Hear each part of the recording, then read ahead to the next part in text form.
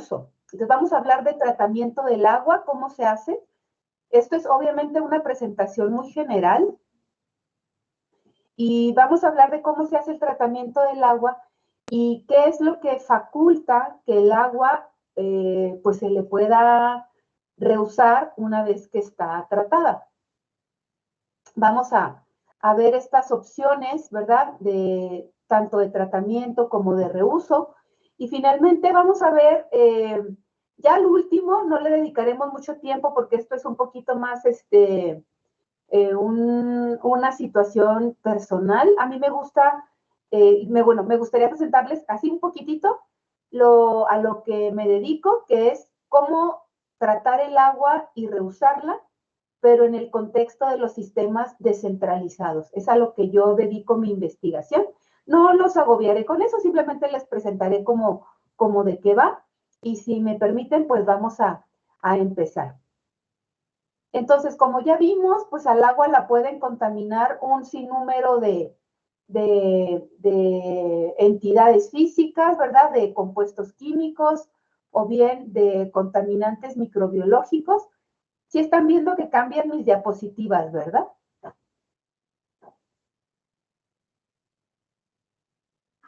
Sí, doctora. ¿Sí lo ven? Bueno, muy bien.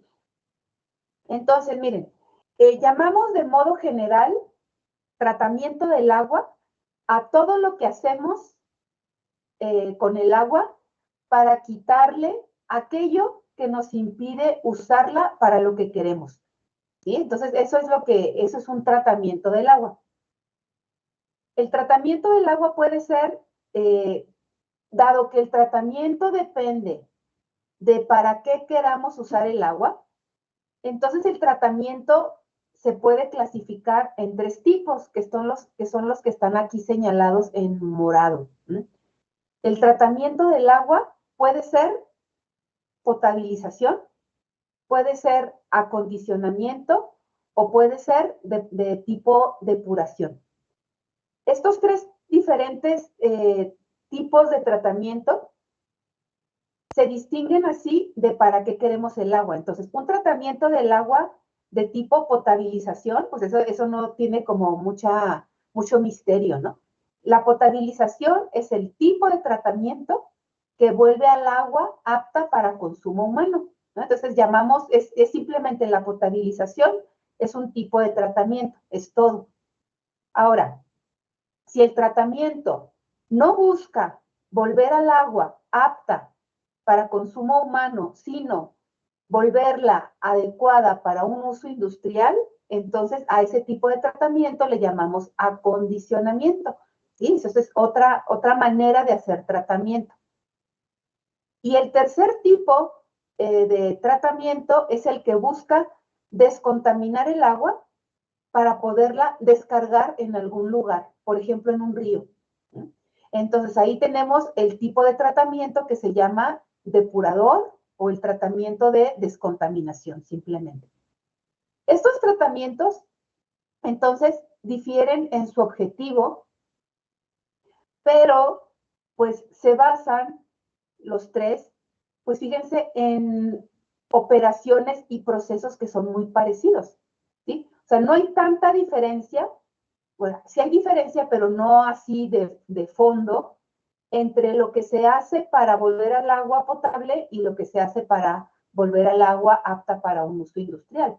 Cambian algunas cuestiones, ¿verdad? Pero en definitiva, los tratamientos del agua se basan en implementar una serie de cambios en el agua que llamamos procesos u operaciones unitarias que les van a ir quitando aquello que queremos eliminar del agua. Trátese de microorganismos, trátese de plásticos, trátese de compuestos como el amonio, si se acuerdan, eso vimos en la sesión previa. Entonces, todas estas operaciones en realidad son una secuencia que llamamos tren de tratamiento. El tren de tratamiento es una serie de operaciones o de procesos que hacemos que el agua pase por ellos para que cada una de estas operaciones o procesos vaya eliminando a los contaminantes. Esto del tren de tratamiento suena un poco raro, pero en realidad si lo pensamos un poco no es nada diferente. No es nada complicado. Un tren de tratamiento significa que al agua le vamos a tener que hacer varias modificaciones, varios procesos. ¿Sí? Entonces, un tren va a implicar varios procesos encadenados, sucesivos.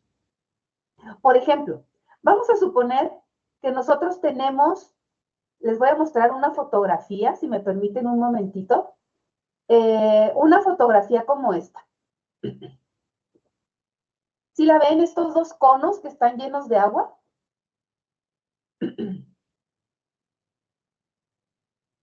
¿Sí los alcanzan a ver los de la derecha? Sí. ¿Sí? Muy bien, gracias. Sí se ven, doctora. Sí, muchas gracias. Bueno, estos dos conos básicamente lo que muestran es la cara, o sea, así se ve un agua residual doméstica, ¿sí? Como sale de nuestro drenaje. Esto es el agua residual doméstica. Esto. Esta agua residual doméstica la vemos que tiene diferentes características, pues que no, pues difieren mucho de lo que esperamos de un agua, por ejemplo, que queremos en un río, ¿verdad? Entonces, ¿qué quisiéramos nosotros en el agua? Algo más parecido a esto, ¿verdad? A lo de la derecha. Ahora, para pasar de esto a esto, ¿sí? Pues hay que pasar por una serie de operaciones, ¿sí? Para empezar, ¿qué problema le ven ustedes a esta agua? A ver, voy a tratar de hacerlo un poquito más grande, ¿sí? ¿Qué problema le ven a esta agua?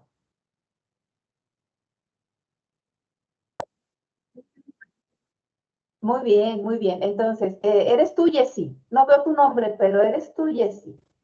Sí, muchas gracias. Efectivamente, el agua de la izquierda es turbia, pero no podemos ver a través de ella. Como dijo Jessie, es opaca. Bueno, es como que lo más evidente, ¿verdad? Entonces, esto de entrada, el agua que es turbia, nos remite a un agua que tiene partículas suspendidas, ¿verdad? Un montón aquí de partículas. Entonces, si nosotros queremos pasar de aquí para acá, pues lo primero que tenemos que hacer es eliminar lo que está suspendido, ¿eh? Entonces vamos a tener que hacer algo para quitarle lo suspendido. Ahora, eso suspendido es solamente una parte del problema, porque lo suspendido es, dado que nos impide ver a través del agua, es algo que es relativamente fácil de quitar, relativamente. Porque al agua lo que cuesta más quitarle es lo que está disuelto, ¿sí? Pensemos, por ejemplo, en la sacarosa, el azúcar de mesa, ¿sí? El azúcar que usamos para endulzar el café. La sacarosa, la sacarosa es un compuesto orgánico que se disuelve muy bien en el agua, ¿sí? Entonces, la sacarosa, ¿sí? Que por ejemplo es azúcar refinada, si nosotros disolvemos una cucharadita en un litro, ni siquiera vamos a ver nada. Al agua la vamos a ver perfectamente transparente, ¿sí? Entonces, esa sacarosa está ahí, ¿sí? Pero no la vamos a ver porque está disuelta, ¿verdad? Entonces, en realidad, la sacarosa nos va a costar más trabajo, que es un compuesto orgánico, que es biodegradable, ¿sí? Nos va a costar más trabajo quitarla porque está disuelta, nos va a costar más trabajo que lo que está suspendido y que le imparte turbidez al agua. Entonces, si nosotros queremos pasar de aquí para acá, número uno, le tenemos que quitar aquello que causa la turbidez. Son partículas pequeñitas, son microorganismos, son partículas de suelo, son pequeños plásticos, son cabellitos, son todas las partículas que llamamos ahí suspendidas. Eso es una parte de la contaminación, pero todo lo disuelto es lo que cuesta más trabajo y también se lo tendríamos que quitar porque la sacarosa, no sé si se acuerden, pero la sacarosa es materia orgánica que si está en el agua, dado que es biodegradable, se va a oxidar y eso va a hacer que el oxígeno disminuya y entonces va a causar un problema de oxígeno disuelto en el agua. Entonces, pasar de aquí para acá implica quitar, ¿sí? Mucho de lo que está suspendido, pero también de lo que está disuelto. Y todo eso lo vamos a hacer a través de diferentes operaciones. Con una operación, con estos ejemplos de contaminación que les estoy dando, lo primero sería quitarle la turbidez, ¿sí? Eso se puede hacer en una operación, bueno, se las menciono, pero básicamente es dejar que el agua sedimente solita, ¿sí? O bien le podemos ayudar agregándole una sal, ¿sí? Para que todo eso que está suspendido y que hace que el agua sea turbia, ¿sí? Forme un flóculo y ¡pum! Se vuelva pesado y sedimente, ¿sí? Entonces es una operación que se llama coagulación-floculación y que permite, fíjense, esa operación es muy buena para pasar de un agua muy turbia, ¿sí? Con muchas partículas suspendidas, a un agua muy clara, ¿sí? Entonces, esos son ejemplos de operaciones que el agua puede sufrir para que mejoremos su calidad, ¿verdad? Entonces, me voy a regresar a mis diapositivas de origen, ¿sí? Acá estábamos en el orden normal, ¿sí? Esas operaciones que vamos a ir realizándole al agua una tras otra y que conforman un tren de tratamiento, son de varios tipos, ¿sí? Pero vamos aquí a separarlas en dos. Eso que le podemos hacer al agua y que forma parte de su tratamiento puede ser una operación si simplemente vamos a separar al agua del resto. Esto es una separación física. Una separación física, ¿sí? Ocurre por fuerzas como la gravedad, ocurre ¿sí? Por la acción de otro material que va a separar al agua de lo demás, por ejemplo, un filtro. Entonces, este tipo de ejemplos que les doy son operaciones unitarias porque lo que separa al agua de sus contaminantes es físico, ¿de acuerdo? Y los contaminantes los vamos a retirar del agua sin que los contaminantes hayan sido destruidos, simplemente los vamos a retirar. Por ejemplo, si nosotros tenemos un agua contaminada con arena, la arena es un contaminante que es muy fácil de quitar del agua, porque la arena es un contaminante que es muy pesado. La arena, ¿sí? Si nosotros tenemos agua con arena, ¿qué tenemos que hacer para quitarle la arena? Nada, simplemente dejamos al agua reposar. La arena muy rapidito se va a ir al fondo, ¿sí? Luego, ¿sí? Decantamos al agua, dejamos a la arena en el fondo y ya habremos hecho, ¿sí? Una operación que se llama sedimentación, ¿sí? Y ahí, ¿qué fue lo que separó al agua de la arena? Pues nada, nada más la gravedad. Dejamos que la gravedad actúe y la arena la podemos retirar. Ahora, hay contaminantes que se pueden remover de esta manera, ¿no? Pero si regresamos al ejemplo de la sacarosa, ¿sí? La sacarosa es un compuesto orgánico, está bien disuelto en el agua, ¿verdad? Está bien disuelto porque forma puentes de hidrógeno con el agua se une fuertemente a la sacarosa. Entonces, si nosotros tenemos agua contaminada con sacarosa, pues no vamos a lograr nada dejando que el agua sedimente, porque la sacarosa nunca va a sedimentar. La sacarosa va a andar ahí disuelta y la sacarosa va a estar tan tranquila, ¿verdad? Porque la gravedad no actúa sobre lo que está disuelto, actúa sobre lo que no se disuelve, como la arena, pero lo que está disuelto, como la sacarosa, como el amonio, ¿sí? Como los metales pesados, pues no, ahí no vamos a lograr nada si esperamos a que sedimenten, porque están bien, estos contaminantes están, ¿sí? Unidos o atraídos hacia la molécula de agua y no los vamos a poder retirar por una fuerza como la gravedad. Entonces, a la sacarosa, ¿sí? La vamos a poder retirar del agua si la destruimos. Y en ese caso, tendremos que recurrir a un proceso, que como ustedes pueden ver aquí, un proceso implica un cambio químico, ¿sí? La sacarosa está bien disuelta en el agua. ¿Cómo le hago para retirarla del agua si está bien disuelta? ¿Sí? Sedimentando el agua no vamos a lograr nada. Si la ponemos por ponemos un filtro y hacemos que el agua pase con la sacarosa, el filtro no va a detener a la sacarosa. No, el filtro detiene a lo grande, ¿verdad? A lo que no está disuelto. Para la sacarosa va a pasar junto con el agua a través del filtro. Tendríamos que hacer, ¿sí? Tendríamos que hacer otro tipo de operaciones para eliminar a la sacarosa, ¿sí? Del agua. Y ahí, por ejemplo, entran ya sea los procesos químicos en donde hacemos que ocurra una reacción química, eso lo podemos hacer, ¿sí? Por ejemplo, podríamos oxidar a la sacarosa, ¿sí? Como es orgánica, la podemos oxidar a CO2, añadiendo un oxidante fuerte, ¿sí? Un oxidante fuerte, por ejemplo, como lo que mata a los microorganismos, como el cloro, como el ozono, ¿sí? Con eso destruimos la sacarosa, ¿sí? La destruimos porque se transforma en CO2. Entonces, eso ya no es una operación unitaria, eso es un proceso químico, es algo que podríamos hacer.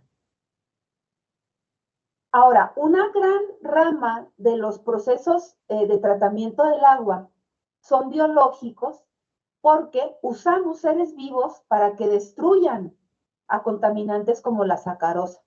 ¿eh? Ahorita lo voy a explicar un poquito más, pero hay una manera que preferimos cuando se trata de contaminantes que son biodegradables como la sacarosa. Hombre, vamos a aprovechar esa propiedad y entonces vamos a hacer, ¿sí? Que un microorganismo que está acá están mis microorganismos, miren, aquí está, básicamente es esto, un microorganismo que va a hacer, va a utilizar los compuestos orgánicos, vean, aquí es lo que, lo voy a poner aquí más grandecito, aquí está. Estos organismos, estas bacterias sobre todo, van a tomar los compuestos orgánicos, ¿sí? Los van a oxidar a CO2 porque los van a usar como fuente de energía, como parte de su catabolismo. Entonces, eso es algo que es muy aconsejable hacer con los compuestos orgánicos. Eso es algo que podemos hacer siempre y cuando sean biodegradables, porque las bacterias que se comen, pues lo biodegradable, como la sacarosa, como ciertos compuestos que podríamos analizar a continuación, sí, pero pues eso es un tipo de proceso que podemos hacer que intervenga en el tratamiento del agua. ¿Hasta aquí tiene sentido lo que estamos mencionando, jóvenes? ¿Sí? Sí, doctora. Gracias, gracias. Entonces, ¿cómo ocurre esto? Me voy a detener un momentito con los tratamientos biológicos porque pues son todo una posibilidad muy buena que nos ofrece la biodiversidad, sobre todo microbiana. Porque aquí de lo que se trata, fíjense, en estos tratamientos, es que en un tratamiento biológico del agua, por lo general, de lo que se trata es de que en los sistemas de tratamiento hagamos que los microorganismos hagan pues lo que saben hacer, ¿no? Es decir, en un proceso de tratamiento del agua, buscamos que los microorganismos competentes estén a gusto, ¿sí? Que tengan todo lo que necesitan para crecer y reproducirse a costa de la remoción de contaminantes, ¿sí? Y estaremos así dándole un uso industrial a algo que de todas maneras ocurre en la naturaleza. ¿Sí? Entonces, las bacterias, ¿sí? Las bacterias, muchas de ellas que son útiles para estos procesos, ¿sí? Aquí nadie ha inventado este potencial natural de las bacterias para oxidar la sacarosa, pues ya existe. No hubo que crear un mutante para hacer eso, ¿verdad? Eso ya existe en la naturaleza. Tomamos una bacteria, por ejemplo, el género Pseudomonas. Es buenísimo para hacer esto, el género Pseudomonas. Pero no es el único, hay montones, ¿verdad? Sería inútil ni siquiera hacer una lista, ¿verdad? No hay montones de bacterias que hacen esto. Entonces hay un montón de pseudomonas, de aeromonas, de bacilos, etcétera, de actinomicetos, un montón de bacterias que toman a los contaminantes orgánicos, vean, que están hechos a base de carbono, ¿sí? Los oxidan utilizando al oxígeno, porque respiran oxígeno, son bacterias aerobias, muchas de ellas, ¿sí? Entonces, ¿sí? Mediante su catabolismo van a oxidar esta fuente de energía. ¿Y en qué la van a convertir? Pues en CO2, ¿verdad? CO2. Y el CO2, ¿sí? En el agua ya no es un problema el CO2. El CO2 es un problema en la atmósfera, donde causa efecto invernadero. Eso es otra cosa. Pero en el agua, nuestro contaminante deja de existir, deja de representar un problema, lo oxidamos a CO2 y las bacterias que catalizaron esa reacción, pues lo que hicieron fue reproducirse. Ahora son más, ¿verdad? Entonces, estas reacciones ya ocurren todo el tiempo en la naturaleza, ocurren todo el tiempo en los ecosistemas naturales. Y lo que se hace es que este potencial, ¿sí?, se traslada a una instalación industrial donde simplemente se dan todas las condiciones para que estos microorganismos hagan eso mismo que ya saben hacer, pero a mayor velocidad. ¿Cómo se hace esto? Pues poniendo, por ejemplo, mucho oxígeno, ¿sí? Mucho oxígeno, agregamos mucho oxígeno a un tanque donde haya agua con sacarosa, ¿sí?, y microorganismos, ponemos mucho oxígeno y no tendremos que hacer nada, simplemente esperar a que los microorganismos en unos cuantos minutos o horas, dependiendo de cuántos microorganismos sean, van a oxidar la sacarosa y la van a transformar en un producto que ya es inocuo en el agua. Ya habremos destruido al contaminante. Esto lo podemos hacer con la sacarosa, pero con muchísimos de los contaminantes que no nos gustan en el agua, con las grasas, con la urea, con las proteínas, con las excretas humanas, ¿sí? Entonces, todos esos contaminantes los podemos eliminar del agua si hacemos que procedan estas reacciones. Esencialmente, son bacterias las que hacen esto, esencialmente. Pero no son las únicas, también hay hongos que lo hacen en menor grado, algo de levaduras, por ahí estuvimos, no las mencionamos la sesión pasada, no es cierto. Pero son las bacterias quienes hacen esto con mayor velocidad, ¿sí? Son quienes más se busca que actúen en un proceso biológico. Entonces, estos procesos, bueno, pueden ocurrir de esta manera, pero no es la única manera en que esto puede ocurrir. En este ejemplo les decía, vean, aquí está representada la molécula de glucosa, que acuérdense es una de las unidades de la sacarosa. Aquí está la glucosa, que en presencia de oxígeno, y si está un bicho como Pseudomonas presente, lo va a oxidar a CO2, a agua, y entonces, ¿cuál problema de contaminación? Ya no tenemos problema de contaminación, porque la glucosa, que es la que está representada en la reacción, dejó de existir. Se oxidó a CO2, ¿sí? Y en ganancia, el microorganismo, ¿verdad?, usó esa molécula para crecer y reproducirse. Y ahora el problema será, ya no tenemos sacarosa, ya no tenemos glucosa como resultado de esta reacción.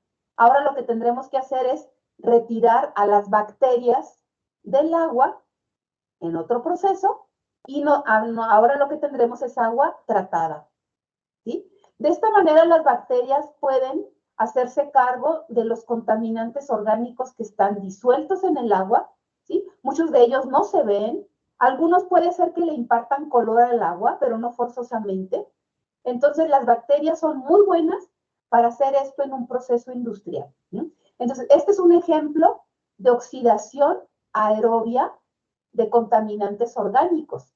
¿Y quién hace esto? Pues un montón de contaminantes, de microorganismos aerobios. Ahora, la biodiversidad microbiana es tanta que tenemos muchísimas opciones para que los microorganismos se ocupen de los contaminantes de diferentes maneras. Miren, por ejemplo, quiero que vean esta reacción que está acá, la que está así señalada en rosita. Esta reacción es una verdadera maravilla, esta reacción. Y sin embargo, es una reacción muy antigua, ¿sí? Es una reacción que los microorganismos probablemente lleven realizando miles de millones de años, ¿verdad? Es una reacción que la biodiversidad microbiana aprendió muy temprano a realizar desde que la biosfera era muy joven, ¿sí? Vean lo que está pasando aquí.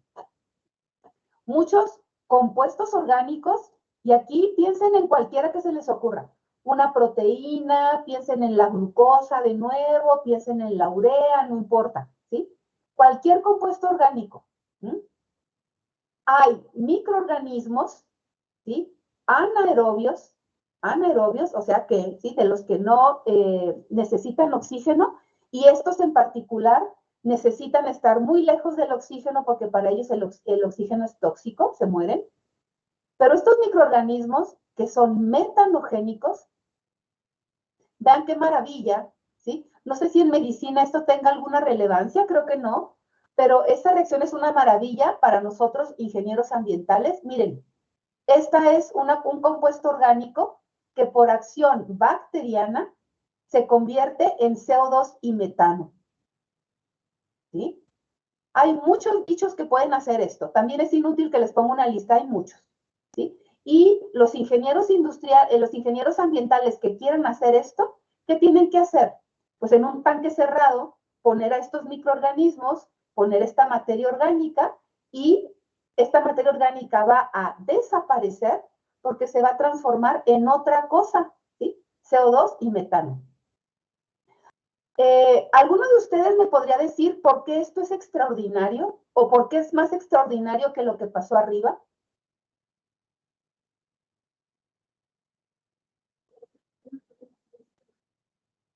Sí, el metano, ¿qué es, Rita? Ajá. Es un, claro, claro, es un combustible, es una maravilla eso, ¿sí? Entonces el metano está presente en el gas natural que nosotros usamos, es un gas con poder calórico, si lo quemamos tenemos energía. ¿Sí? Imagínense la maravilla que es nuestra biodiversidad microbiana de un bicho que de un contaminante saca metano. Díganme si no es una maravilla. Entonces, esto es otra manera de hacer tratamiento biológico. Nos hacemos cargo de la contaminación, ¿sí? Y a cambio tenemos un combustible. ¿sí? Entonces, esto es algo muy que se puede hacer, esto a nivel industrial, y lo que se tiene que hacer en el proceso es tener contentos a los bichos que catalizan esta reacción, pues proporcionándoles las condiciones necesarias de pH, de temperatura, para que la reacción proceda, ¿de acuerdo? Y sobre todo tener muy lejos al oxígeno, porque para estos bichos el oxígeno es tóxico. Entonces, este es el tratamiento anaerobio de la materia orgánica, y no crean que estos procesos hay que comprar bichos especiales, hay que traerlos, hay que mandarlos comprar de algún lado, no. Esto ocurre en cualquier parte, es muy fácil propiciarlo, ¿verdad?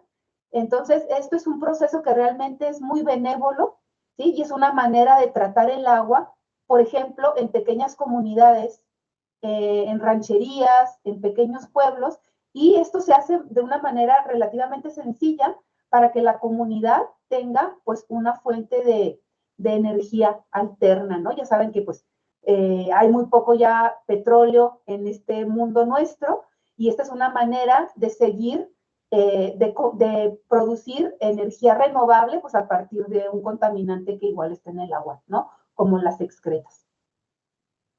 Estos son solamente ejemplos de las muchas cosas que pueden hacer los microorganismos, y es la razón por la cual los procesos biológicos son muy relevantes para nosotros. Son ejemplos, pero créanme, esto no se acaba acá. Les podría dar otros muchos ejemplos, pero vamos a avanzar si les parece. Esta otra reacción que está abajo, se las mencioné, esta sí estoy muy segura porque de ahí me la copié para esta diapositiva.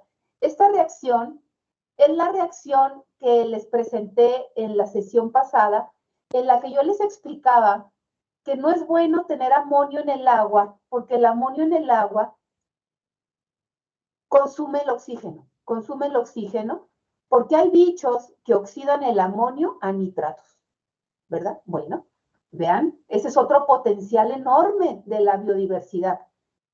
Si nosotros tenemos amonio en el agua y queremos quitarlo, a ver si se acuerda uno de ustedes, ¿qué problema causa el amonio en el agua? ¿Qué causa el nitrógeno en general en el agua? A ver si se acuerdan. ¿El amonio qué causa? Era parte de sus preguntas de la actividad. ¿Cómo se llama ese problema? Que queremos evitar, que el agua se ve toda fea. ¿Se acuerdan? ¿Cómo se llama ese problema?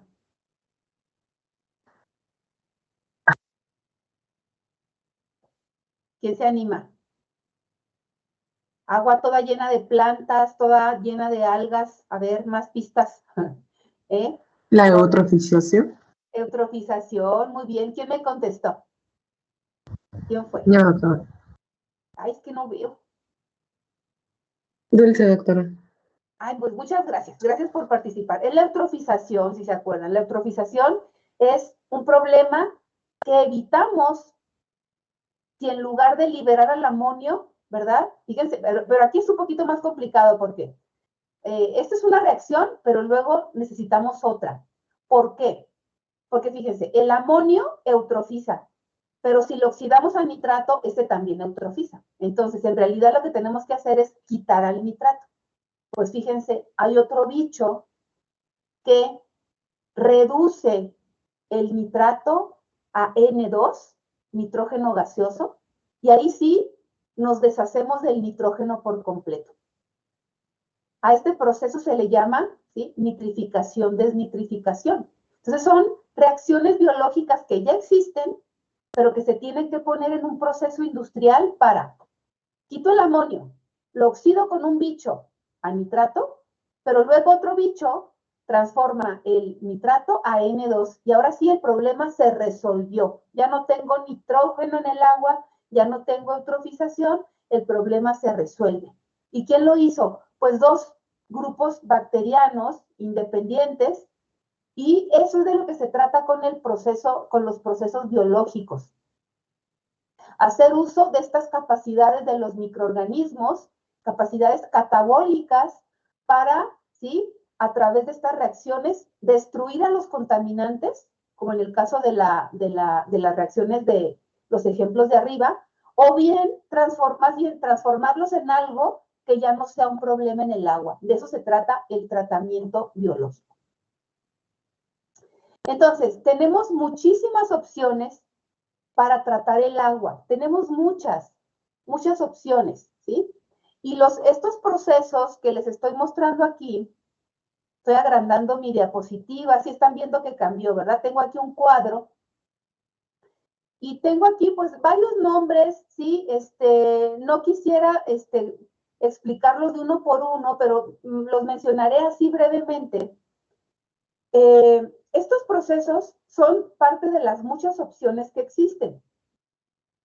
Y estos procesos se incorporan en un tren de tratamiento, pues dependiendo de si quiero remover ese contaminante hacia el cual son eficaces. Por ejemplo, vamos a fijarnos en esta primera lista, en esta primera fila. ¿Qué dice aquí? Yo puedo tener como contaminante materia flotante, ¿no? Materia flotante, imaginen ustedes cabellos, insectos, pequeñas partículas de hojas. Ese es un contaminante del agua. Entonces, si yo tengo este contaminante, pues lo más común es que yo lo remueva a través del cribado. Cribado es una palabra que le puede sonar a la gente rara, pero es tan común, ¿verdad?, que en nuestra casa, ¿sí?, todo el tiempo, ¿sí?, hacemos cribado y pues nunca lo hemos sabido porque no le llamamos de esa manera. El cribado es exactamente lo que hacemos cuando en el desagüe de la regadera nosotros ponemos una rejita. ¿Sí saben esto, no? Una rejita ahí, si se la están visualizando, seguramente en su casa tienen esto, ¿eh? Una rejita que lo único que hace es, ¿sí?, impedir que se vayan cabellos y contaminantes grandes al desagüe, ¿sí? Seguramente todos tenemos esto en nuestra casa. Bueno, esa rejita que está en el desagüe de la regadera es una criba y lo que hace es impedir que el agua que se va al drenaje se lleve todos los cabellos ahí que nos salieron cuando en el champú y todo. Bueno, esos cabellos no se van a ir al drenaje porque lo van a obstruir, porque van a causar problemas, bueno, los detenemos ahí. Eso es una criba, ¿no? Y ese es un tratamiento del agua, fíjense, es un tratamiento del tipo operación física. ¿Por qué? Pues porque ahí nuestro contaminante, o sea, los cabellos, ¿sí? No los vamos a destruir con una criba, simplemente los vamos a separar del agua, operación física. Los cabellos no los vamos ni a oxidar, ni a transformar en otra cosa, no, simplemente los vamos a retirar del agua, ¿sí? Los retiramos y ahora los pasamos a la papelera, no los hemos destruido, pero ya en el agua no nos causan un problema, eso es un cribado. Y si se fijan, pues tenemos cribas en el desagüe de la regadera, pero también tenemos una criba, ¿sí? En la tarja de la cocina tenemos otra, ¿verdad? Porque no queremos ahí que los restos de comida pues se vayan igual al drenaje, en fin. Entonces las cribas las tenemos casi por cualquier parte, pues para impedir que el agua y sobre todo la tubería incorporen contaminantes o como dice aquí, materia flotante que nos van a causar problemas. Y ahí tenemos una operación muy sencilla de tipo física. Vean mi siguiente, recuerden que ustedes me pueden interrumpir cuantas veces quieran, ¿verdad? No tienen que esperarse hasta el final, no hay ningún problema. Continuaremos, miren. Entonces, acá están los sólidos sedimentables. Los sólidos sedimentables, a diferencia de la materia flotante, que flota, como los cabellos y tal, los sólidos sedimentables, en lugar de irse para arriba en el agua, porque tienen menor densidad que el agua, son más pesados que el agua y por lo tanto sedimentan. Ejemplo, la arena. Entonces, si nosotros tenemos sólidos que sedimentan porque son pesados, pues lo que nos dice la tablita, pues ¿cómo los retiramos? Pues sedimentándolos. Es decir, permitiendo que la gravedad actúe sobre ellos, ¿verdad? Sedimentamos, ¿sí? Y el agua nos queda lista, ¿sí? Ya sin ese contaminante. La sedimentación, sin duda, junto con el cribado, fue de los primeros sistemas de tratamiento del agua de la antigüedad, ¿no? Hay ejemplos de sedimentadores de las primeras ciudades muy antiguas que existen, ¿sí? Por ejemplo, en Mesopotamia, en la antigua Mesopotamia, ¿sí? En estas grandes ciudades que construyeron los sumerios, las primeras ciudades, pues allá estuvieron, ¿verdad? En Medio Oriente, en esta zona.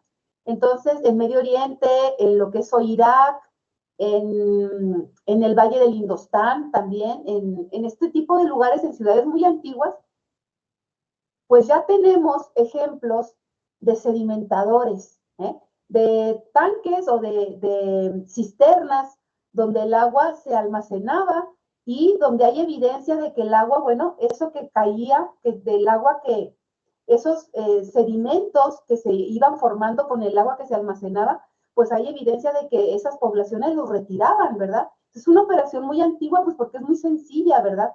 De realizar y permite, pues, darle un cierto tratamiento al agua. Eso sí, la sedimentación actúa sobre lo que no está disuelto. Lo que está disuelto, la gravedad no actúa sobre lo que está disuelto, como ya les platicaba, con el amonio, con el mercurio disuelto, con la sacarosa, ahí no vale la pena esperar porque eso nunca va a sedimentar, ahí hay que hacer otra cosa. Los sólidos suspendidos, como los de la foto de los conos que imparten turbidez, ¿sí? Esos sólidos, vean, pues ya podemos removerlos de diferentes maneras. Las cribas actúan sobre ellos, pero tienen que ser cribas que tengan una abertura más cerradita, ¿verdad? Ya no nos serviría tanto una criba como la de la regadera, que es muy abierta, nos serviría más una criba más fina, pero se podrían retirar algunos de ellos de esta manera. También podríamos hacer esto que les conté hace un momento. Estos sólidos suspendidos, si nosotros agregamos una sal, como el sulfato ferroso, por ejemplo, el sulfato ferroso lo que hace es formar, ¿sí? Unos flóculos, ¿sí? Hace que las partículas suspendidas se agrupen, se vuelvan pesadas y sedimenten. Es una operación muy bonita que permite, por ejemplo, retirar mucha turbidez de la que les mostré como en los conos, ¿sí? Si hacemos una operación de este tipo, podemos retirar de modo muy sencillo todo aquello que es turbio, ¿verdad? Que imparte turbidez.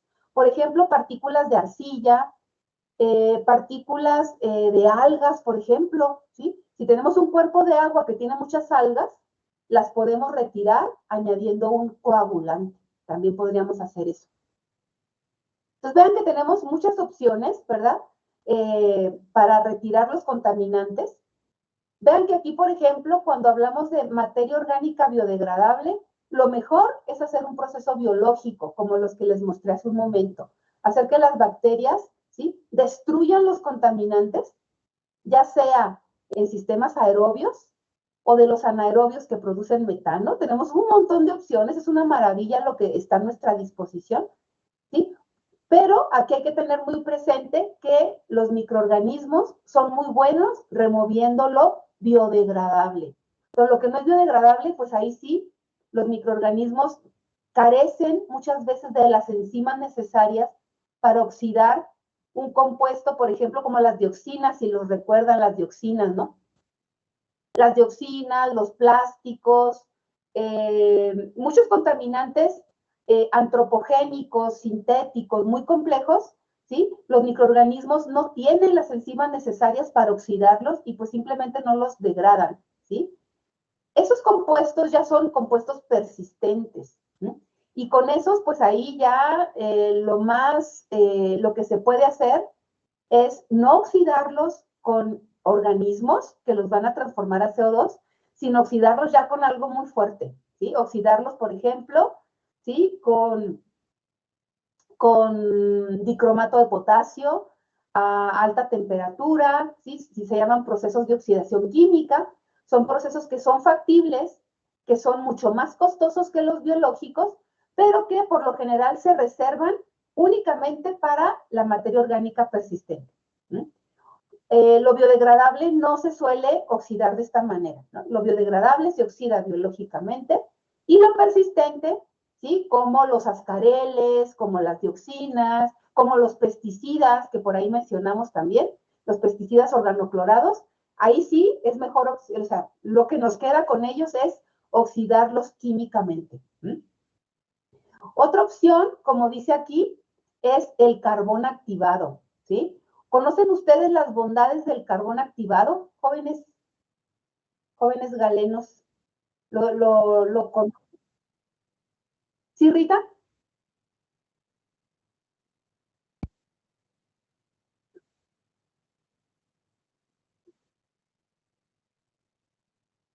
Ahora,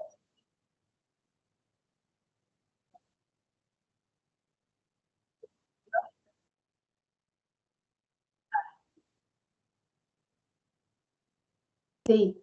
El chiste del carbón activado es que es un material extremadamente absorbente. Jala a muchos compuestos, como los pesticidas, como impurezas de la piel. Ahora esto de la intoxicación tiene todo el sentido. No sabía esto, Rita, muchas gracias. No sabía que se utilizaba en casos de intoxicaciones, pero el carbón activado tiene, o sea, justamente nosotros podemos tener un agua contaminada con un montón de contaminantes no biodegradables, por ejemplo, pesticidas organoclorados.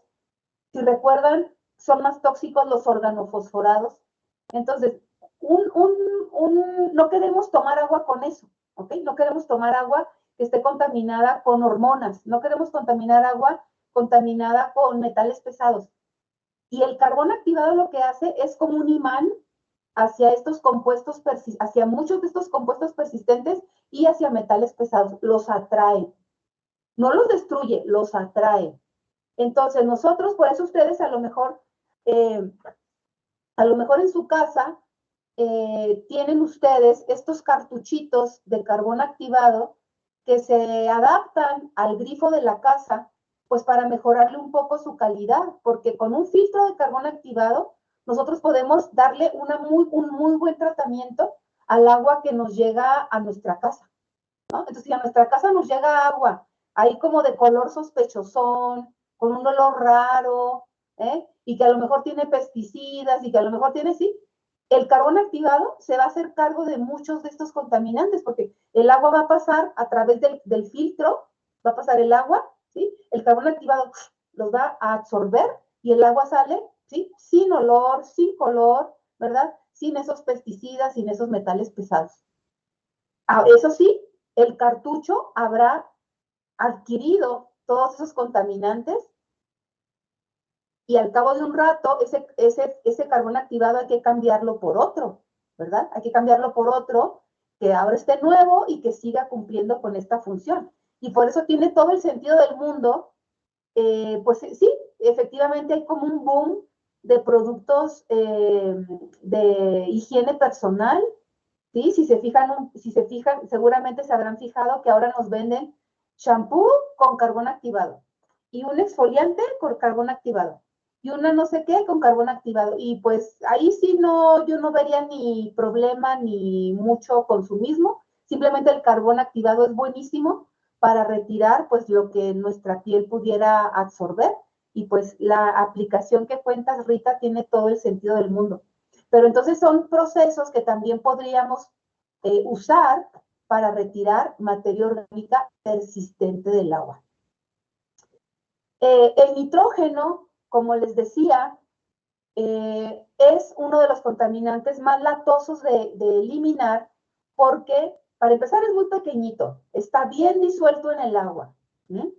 Y entonces, en el caso del amonio, como ya les decía, podemos hacer un proceso de nitrificación, desnitrificación. Es decir, al amonio lo transformamos a nitrato con la nitrificación. Son un tipo de bichos que hacen eso. Y luego lo transformamos a ese nitrato que se produjo acá, lo transformamos a N2 y ya lo eliminamos del agua. Este proceso es muy bonito, pero pues es costoso hacerlo y sobre todo es costoso controlar y tener bien, sí, bien controladas a las bacterias que se hacen cargo de estas reacciones, porque son dos bacterias muy diferentes entre sí. Estas son aerobias y estas no. Entonces son bacterias como un poquito complicadas, pero son procesos que se pueden realizar sin ningún problema. Se pueden realizar estos procesos. Otro proceso que es muy común es el intercambio iónico, ¿verdad? Aquí se usa un material que intercambia, es decir, ¿sí? Toma al contaminante del agua, por ejemplo al amonio, lo retira del agua, ¿sí? Y lo une al material, se une, pero luego el material, como está intercambiando, va a donar otra cosa que no cause problema. Entonces, nosotros podemos tener, por ejemplo, una zeolita, ¿sí? Que es un material natural, o una resina que, por ejemplo, ¿sí? Si el agua tiene amonio, la resina toma al amonio del agua, pero luego la resina suelta sodio. ¿Sí? Entonces, ahí en ese intercambio, pues hubo una ganancia, porque ahora el agua no tiene amonio, tiene sodio. ¿Sí? Eso para ciertas aplicaciones puede ser un problema. ¿Sí? Por ejemplo, para agua que va a ser utilizada en diálisis, pues ahí el sodio es un problema. Pero si lo que queremos es retirar amonio, porque no queremos que cause eutrofización, pues ya quitamos al amonio y ahora tenemos agua con sodio, que el sodio no causa eutrofización. Eso es otra manera de eliminar al amonio. Al fósforo lo podemos eliminar. Acuérdense que el fósforo en el agua está más bien como fosfato. Y el fosfato, fíjense, es un contaminante bien facilito de eliminar por precipitación. Es decir, el fósforo, ¿sí? Ahí anda disuelto en el agua. Si no lo quitamos, causa eutrofización otra vez. Pero si al agua le agregamos calcio, el calcio forma una sal con el fósforo, esa sal precipita. ¿Sí? Si la retiramos del agua, dejamos de tener fósforo.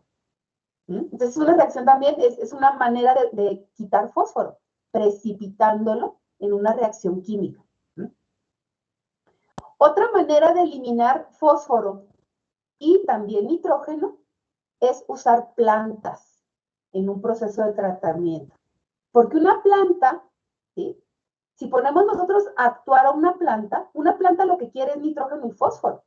Bueno, una manera de tratar al nitrógeno y al fósforo del agua es poner al agua en contacto con una planta que los retire del agua. Otra manera de hacerlo. Entonces, estos son, vean, tenemos muchísimas opciones, no quiero agobiar.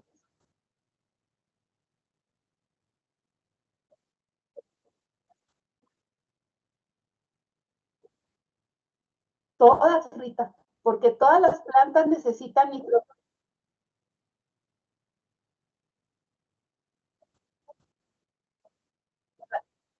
¿Sí? ¿Sí? Claro, sí, claro. Sí, claro. Ahorita lo voy a volver a mencionar, Rita, cuando hablemos de las aguas grises, pero cualquier planta, Rita, porque el nitrógeno y el fósforo son requisitos de todos los seres vivos, ¿sí? Y las plantas los necesitan a montones. Entonces, cualquier planta. Ahora, hay unas que son mejores que otras, ¿no? Por ejemplo, una plantita que es muy humilde, muy sencilla, la planta, ahorita si hay oportunidad ahorita, dentro de un momentito ya quiero hacer el receso y si ahí les voy a aprovechar para encontrar una imagen rápida de una plantita muy humilde que se llama vetiver. Esa planta es buenísima. Es una planta, uno no da 2 pesos por ella, ¿sí? Y yo la uso mucho en mis sistemas de tratamiento porque es muy voraz con el nitrógeno y el fósforo. Lo chupa. Entonces, pero en realidad cualquier planta sirve, Rita, cualquiera. Tu rosal, el rosal, un árbol, y qué mejor, sí, pues una planta de maíz, o sea, algo que produzca alimentos, Rita. No, de nada. Ahí estamos, ¿verdad? Entonces, bueno, termino y ya nos vamos a nuestra pausa, ¿verdad? Entonces, metales pesados, vean, pues los podemos retirar por carbón activado, como les decía, es una opción. También los podemos hacer precipitar, es otra opción. A los microorganismos, ¿verdad?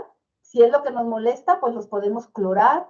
Todo lo que destruya la membrana celular, eso nos ayuda. El cloro, el ozono, la radiación UV, el ácido peracético, tenemos muchas opciones también para destruir microorganismos, pero en realidad, jóvenes, lo que más cuesta, lo que más cuesta retirar del agua, eh, como ya les dije, es el nitrógeno, ¿no? Pero más que el nitrógeno es los sólidos disueltos.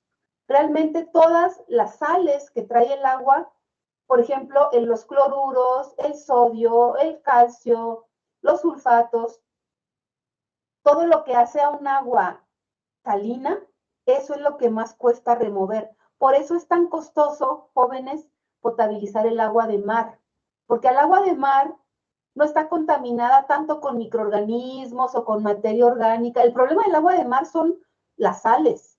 Eso es lo que más cuesta retirar del agua, porque el agua está bien, o sea, todo eso, el cloruro, el sodio, el calcio, los sulfatos, el magnesio, el potasio, todo eso está bien disuelto en el agua, está en altas concentraciones. Esos contaminantes tienen prácticamente el mismo tamaño que la molécula de agua. O sea, ahí tenemos que invertir en procesos que son más costosos, como la ósmosis inversa, el intercambio iónico, la electrodiálisis, eso es lo que cuesta más. No es imposible, pero claro que se puede retirar sodio, cloruro. Bueno, se tiene que llevar a cabo estos procesos, pero que son más costosos. Entonces, bueno, si me permiten, así tenemos nuestra pausa de 5 minutos. Por mientras les encuentro una foto de vetiver y nos vemos aquí dentro de 5 minutitos. Gracias, doctora. Una disculpa de nada, que me tardé en conectar. Tengo un problema de aquí con internet, pero ya lo pude solucionar. Claro que sí, Yacer. Ojalá, ojalá sigas con nosotros. Sí, sí, sí.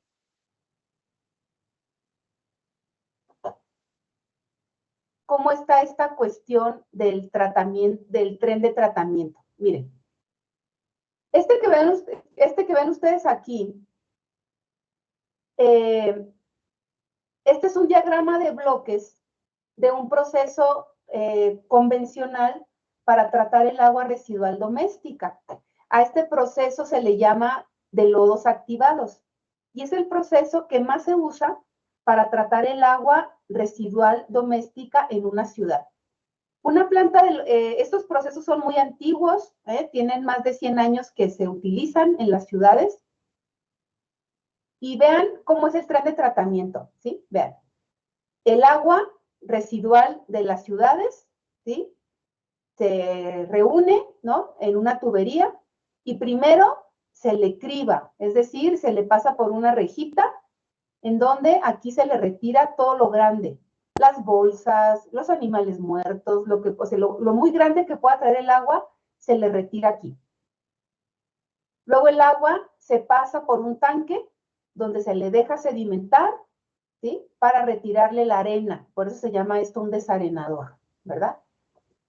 Luego el agua, vean, vean aquí, ya tenemos dos operaciones, porque un tren de tratamiento es una operación tras otra, ¿sí? O sea, aquí tenemos una operación, cribado, luego una sedimentación para retirar arena, luego el agua pasa por un sedimentador más grande, donde el agua pasa más tiempo que acá arriba, pero acá, como se le va a dejar más tiempo, en este sedimentador, aquí se va a retirar más sólidos suspendidos del agua, ¿verdad?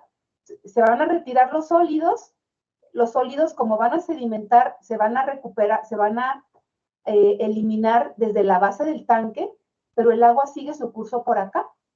Los contaminantes, fíjense, se van deteniendo y constituyen, por ejemplo, los contaminantes que se quedan retenidos por las rejillas, al cabo de un rato, pues se retiran de ahí, ¿sí? Y empiezan a juntarse para constituir lo que se llama lodos. Entonces, aquí de una rejilla salen estas bolsas, los cabellos, los animales muertos, todo eso son lodos. Luego el agua sigue, ya sin todo eso, que ahora son lodos, pasa a un desarenador, aquí la arena se queda en el fondo, la arena se retira y la arena pasa a formar parte de los lodos. Es todo lo que le vamos retirando al agua. Luego el agua pasa para acá, al sedimentador primario, ¿sí? Aquí los contaminantes sedimentan desde la base y se vuelven lodos. Y el agua cada vez pues va recibiendo, vean, diferentes tratamientos. Hasta aquí puros tratamientos físicos, la rejilla, un sedimentador, otro sedimentador, pura gravedad actuando aquí, miren. Hasta aquí la gravedad y aquí unas rejillas, ¿verdad? Son los agentes del tratamiento. Pero luego estas plantas se llaman de lodos activados porque el agua a la que ya se le quitaron, vean, algunos contaminantes aquí en las cribas, aquí en el desarenador, aquí en el sedimentador, el agua pasa a un tanque donde hay toda una población bacteriana a altas concentraciones que son aerobios. Y estos bichos están hambrientos y ávidos de oxidar todos los contaminantes disueltos y orgánicos que trae el agua, ¿sí? Como son aguas residuales domésticas, aquí vienen todas las aguas, ¿sí? De la taza del baño, las excretas, proteínas, urea, grasa, lo que les guste, ¿sí? Esto entra al tanque de los lodos activados y aquí los bichos que están aquí van a oxidar lo biodegradable a CO2, porque aquí se agrega un montón de oxígeno. Estos bichos son aerobios, están todos contentos, les llega su comida. Aquí tenemos un montón de bacterias que están oxidando rápidamente esa materia orgánica disuelta. Eso que está disuelto es lo que pasa a través de la rejilla y que ni en un desarenador ni en un sedimentador se remueve. O sea, aquí es lo bueno, aquí están los microorganismos actuando sobre lo disuelto. Pero luego, ¿qué queda en este tanque? Nos queda una mezcla, una sopa, donde el agua ya no tiene contaminantes disueltos, pero ahora hay un montón de microorganismos, ¿verdad? Entonces, lo que hay que hacer en este sedimentador secundario es separar al agua de los microorganismos, ¿sí? Que la descontaminaron, Los microorganismos se van al fondo, el agua queda arriba y los microorganismos se recirculan desde la base y se regresan a donde deben estar, aquí, a este reactor. ¿Qué sale por la parte de arriba del sedimentador secundario? Agua que ya está desprovista de todos los compuestos orgánicos que se comieron estos bichos, ¿se fijan? Entonces, esto es un proceso que se llama de lodos activados. Lodos activados es el nombre que se le dio pues a este consorcio bacteriano que lo que hace es una sopa que lo que hace es degradar la materia orgánica disuelta de las aguas residuales. Y el agua, fíjense, cuando ya sale de un sedimentador secundario, justamente esto que les mostré aquí, esto es la cara que tiene, ¿sí?, el agua del sedimentador secundario. Es agua que ya se ve así, muy clarita, ligeramente amarillenta, ¿verdad? Ya no tiene microorganismos porque se los retiramos en el sedimentador secundario. Y básicamente eso es lo que es una planta de tratamiento de lodos activados. Retira lo suspendido, retira la materia flotante y sobre todo retira toda la materia orgánica que está disuelta en estas aguas residuales. Me regreso a la diapositiva siguiente porque por lo regular a esta agua que ya les mostré en el cono de la derecha, lo único que hace falta para poderla descargar sin mucho problema a un río es desinfectarla, añadirle cloro por ahí para que el agua pues ya no traiga, se reduzca su carga bacteriana y entonces eso es lo que completa, ¿sí?, el sistema de lodos activados.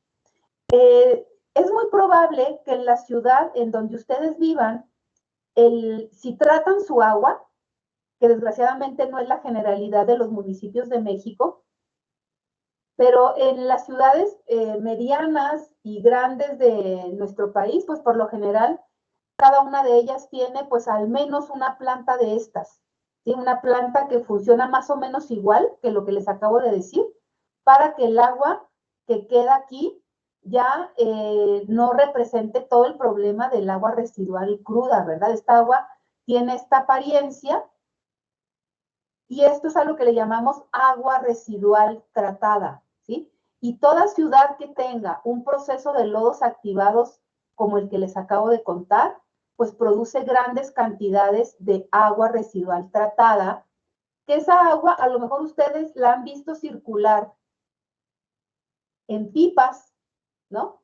Las plantas producen esta agua y esta agua tiene un costo, se vende esta agua, ¿sí? Y luego a veces la vemos circular en pipas que dice, agua no apta para consumo humano. A lo mejor la han visto esto, ¿no? Bueno, por lo general esas pipas lo que traen es agua residual tratada, ¿verdad?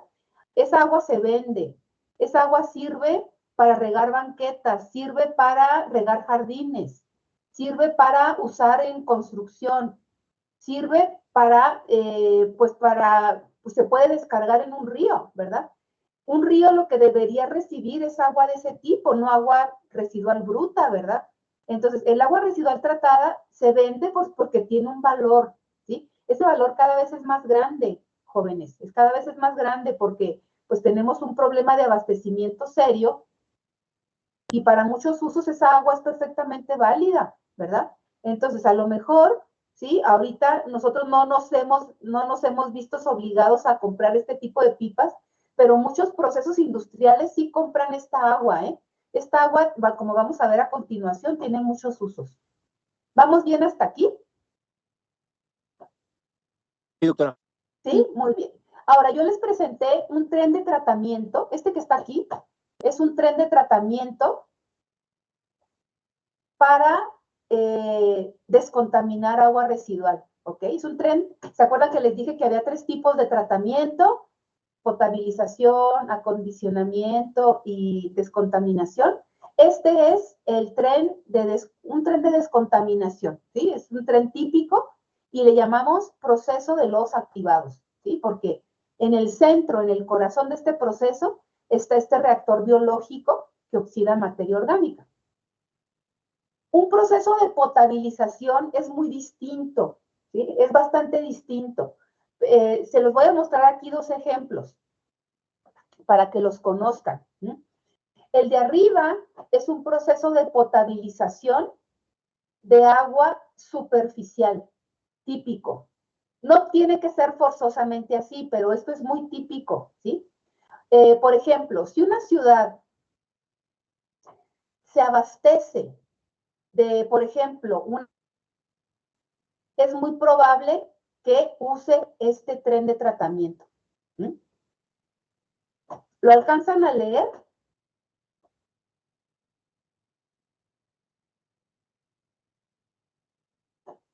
¿Sí lo alcanzan a leer, jóvenes? ¿Sí? Sí, doctora. Gracias. Fíjense que es muy sencillo, ¿sí? Tenemos una presa, ¿sí? El agua de una presa, en principio, está limpia, pero podemos esperar que ahí, pues, haya, ¿sí? Partículas de arcilla, que esté turbia. Podemos esperar que tenga, quizás, arena, podemos esperar que tenga microorganismos, quizás. Bueno, esa agua va a necesitar, ¿sí? Al menos estas operaciones, ¿sí? Vean, una criba, aquí dice reja, pero es lo mismo, criba. Luego, un sedimentador en donde se le quite la arena. Luego, un proceso de coagulación, floculación, en donde se agrega esta sal, sulfato de aluminio, y esta sal va a hacer que toda la turbidez del agua se aglutine y precipite, y nos quede un agua bien clarita. Luego, ¿sí? Aquí, con un filtro, se retiran los flóculos que se formaron acá, de sulfato de aluminio, se retiran, el agua queda bien clarita, vean, se desinfecta con cloro y el agua queda lista para enviarse a la red de abastecimiento municipal. Entonces, eso es un tren típico de una planta de potabilización de agua superficial. Ahora, en México también, como por ahí comentábamos en sesiones previas, ya no sé en cuál, pero en México usamos mucho el agua subterránea, el agua de pozo. Entonces, el tren de tratamiento del agua de pozo es más sencillo porque el agua de pozo tenía, por lo general, mejor calidad que el agua de una presa. Entonces, un pozo de buena calidad, pues no tiene tantos microorganismos, no tiene tanta arena, ¿verdad? Entonces, el agua de pozo, ¿sí? Si es de buena calidad, vean, acuífero de buena calidad, aquí está. ¿Qué se le hace? Nada, una desinfección para eliminar microorganismos con hipoclorito de sodio o con cloro gas, como en el ejemplo de arriba, y ya está. Es un acuífero de buena calidad, el agua nada más se desinfecta. En un acuífero donde tengamos un problemas distintos de contaminación geogénica, ¿se acuerdan? Por ejemplo, les conté de este pozo que me tocó estudiar donde el agua tenía mucho manganeso, ¿sí? Bueno, aquí hay que hacerle algo al manganeso porque no le podemos mandar el manganeso a la gente. El manganeso de geogénico no es así como tan tóxico como tener arsénico, pero el manganeso, por ejemplo, si lavamos ropa con agua con manganeso, se pone roja. Entonces, es completamente inutilizable el agua con manganeso. Hay que retirarlo. ¿Cómo le hacemos? El agua se airea para que el manganeso se oxide y forme un óxido.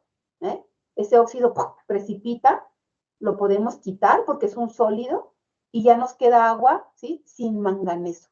Esto mismo lo podemos hacer con agua que tiene mucho hierro, es más o menos el mismo problema. Y por lo general, cuando hay manganeso hay hierro, se hace lo mismo, se agrega el oxígeno, estos metales precipitan, los quitamos con un filtro, vámonos, ¿sí? O también puede ser que el agua, geogénicamente sea agua muy dura, es decir, que tenga mucho calcio y mucho magnesio.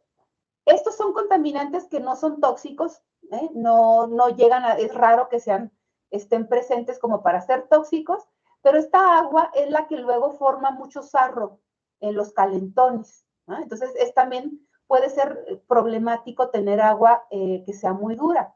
Entonces, ¿qué hay que hacer? Bueno, retirarle el calcio y magnesio con un proceso, por ejemplo, de intercambio iónico, como les conté. El agua se pasa por una resina, ¿sí? Y esa resina, ¿qué hace? Toma al calcio y al magnesio, que causan el problema del sarro, y dona sodio, que no causa el problema. Entonces, ese es un proceso de ablandamiento, así se le llama, porque le quita la dureza al agua, y así decimos cuando el agua tiene calcio o magnesio. Entonces, vean que son procesos, son trenecitos de tratamiento más chiquitos, porque el agua, pues, tiene mejor calidad, ¿verdad? Tiene mejor calidad que la de arriba, que es un agua que tiene muchos más contaminantes, pues porque está expuesta a la superficie. Y en cambio en un pozo, pues les decía, los pozos solían tener mejor calidad y no es sino hasta recientemente que nuestros pozos pues ya están ya contaminados pues con muchos nitratos, con metales radioactivos, con arsénico. Bueno, pues hay que aplicar una operación adicional, ¿no? Pero bueno, ya dependerá de qué es lo que tenga el pozo.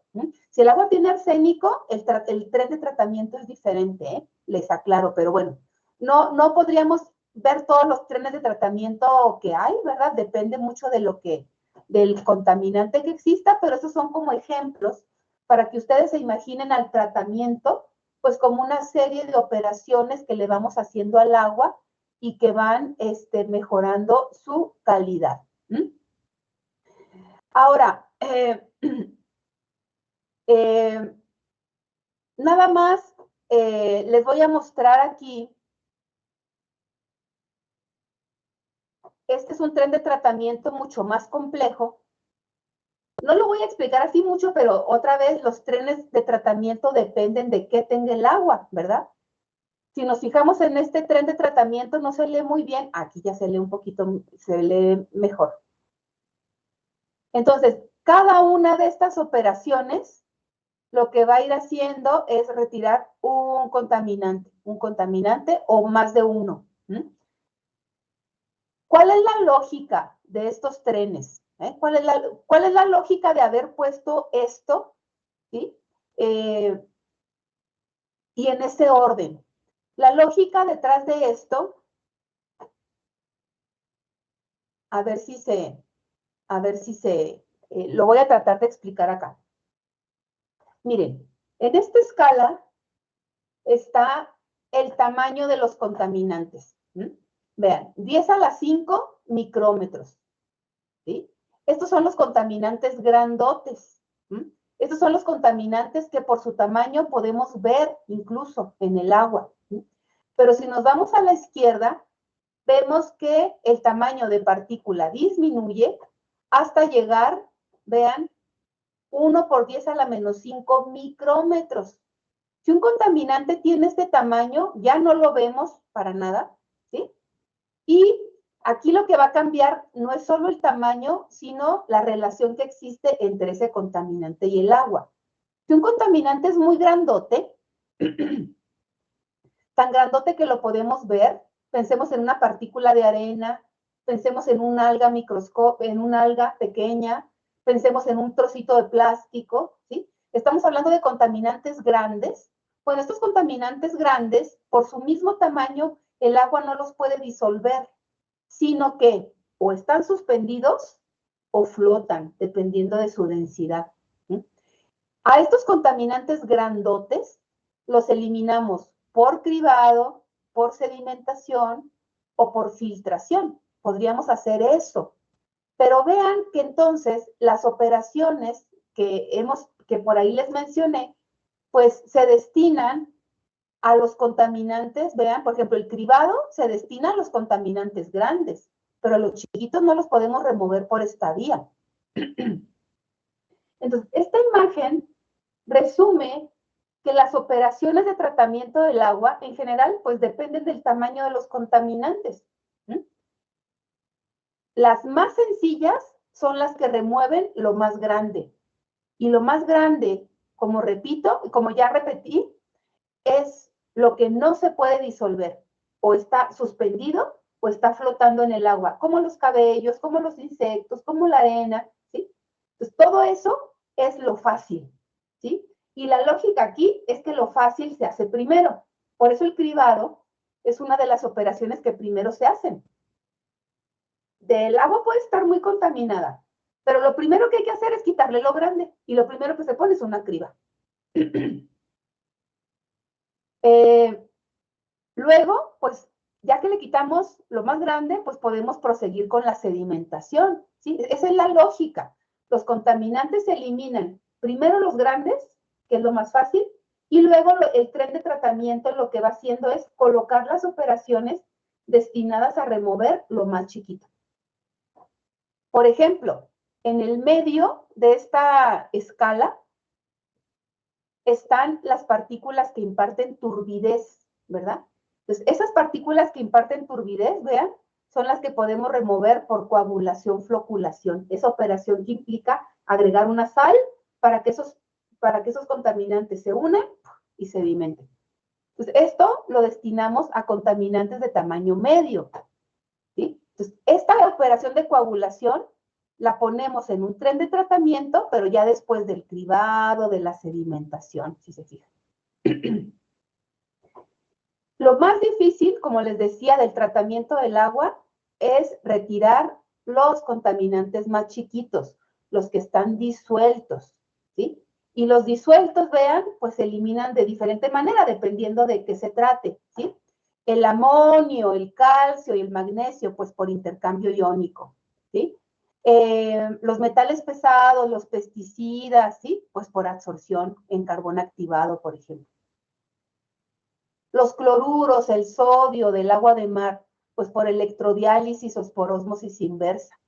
Y obviamente estos procesos se hacen al último, ¿sí? Ya cuando hicimos el cribado, cuando se hizo la filtración, si había que remover la coagulación, la turbidez, pues se hace primero eso, y lo más complicado se deja para el último. Esa es la lógica de los trenes de tratamiento. Les recuerdo también que estos trenes lo que buscan no es dejar al agua limpia, no. Los trenes de tratamiento lo que buscan es cumplir con la norma, si se acuerdan, ¿sí? Entonces, ¿con qué norma hay que cumplir? Bueno, si queremos descontaminar el agua residual, hay que cumplir con la norma 001, ¿se acuerdan? La vimos la sesión previa. Entonces, hay que cumplir con lo que nos diga la norma 001, punto, ¿sí? Entonces, aquí es la que nos dice, ¿verdad? Cómo debe ser el pH, cómo debe ser el carbono, cómo deben ser los sólidos, si puede haber huevos del mito o no, cómo está el fósforo, ¿verdad? Entonces, si un agua, por ejemplo, cumple con el límite de fósforo, pues no hay que retirarle el fósforo. O sea, así suena un poco feo, pero así es, ¿verdad? Entonces, si el agua que producimos cumple con la norma, pues en principio no hay que retirarlo. No hay que hacer un tratamiento para ese contaminante, pero el tratamiento sí es indispensable cuando ese contaminante excede el límite permisible. ¿Se acuerdan que vimos eso en la sesión previa? Porque el tratamiento nunca busca dejar el agua químicamente pura, eso sería absurdo. Lo que busca es que el agua cumpla con un límite permisible, ¿ok? Bueno, entonces, esto es lo que les quería yo decir, es como que la gran explicación de los sistemas de tratamiento del agua, pero quiero irme un poquito rápido para decirles que me voy a retirar un poquito aquí de mi diapositiva. Tratar el agua y llevarla al río, pues en nuestro país es muy necesario, porque no hemos hecho ni siquiera eso, ¿de acuerdo? En nuestro país, desgraciadamente, los ríos se han vuelto parte del sistema de drenaje. Eso es un error que hemos cometido, que en algún momento pues ya deberíamos estar bastante arrepentidos de hacerlo, pero ya a estas alturas de la falta de agua, la falta de agua de buena calidad que tenemos, quiero que, bueno, esta es una cita de los autores de un libro que usamos mucho, de una autoridad, pues, del tratamiento del agua. Y vean lo que nos dice esta cita. Lo que nos dice es, la sociedad ya no puede darse el lujo de usar el agua solo una vez antes de que regrese al ciclo hidrológico. Es decir, ya no podemos darnos el lujo de tomar el agua de un pozo, de buena calidad o de mala, no importa, ¿sí? De usarla, ¿sí? Y de descargarla así nomás, ¿sí? De enviarla al drenaje. Dice, ya no son tiempos para eso, ¿sí? Y Metcalf y Eddy es una obra de estadounidenses, ¿sí? Donde hay lugares donde hace mucha falta el agua, pero en otros no.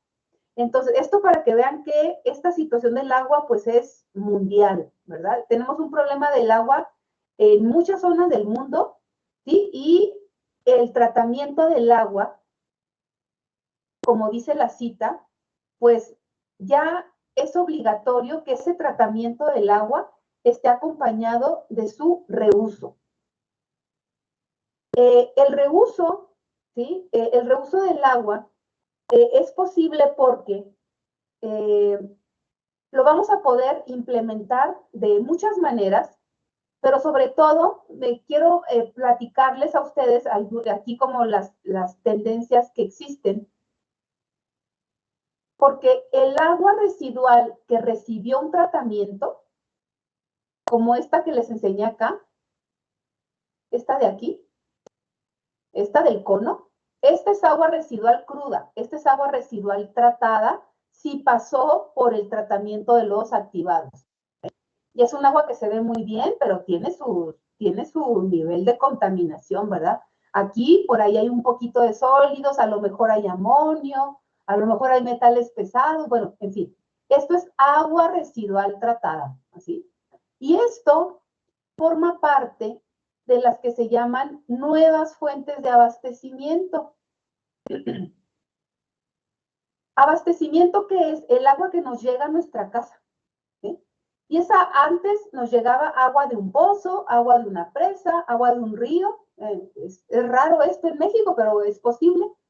Entonces, estas fuentes de abastecimiento están tan amenazadas en nuestros días que ahora nosotros nos vemos obligados, ¿sí?, a no solamente volver a usar el agua residual tratada, sino que además tenemos que, estamos un poco obligados a considerar como fuentes de abastecimiento otras aguas que antes ni siquiera se nos ocurriría, ¿sí?, usar.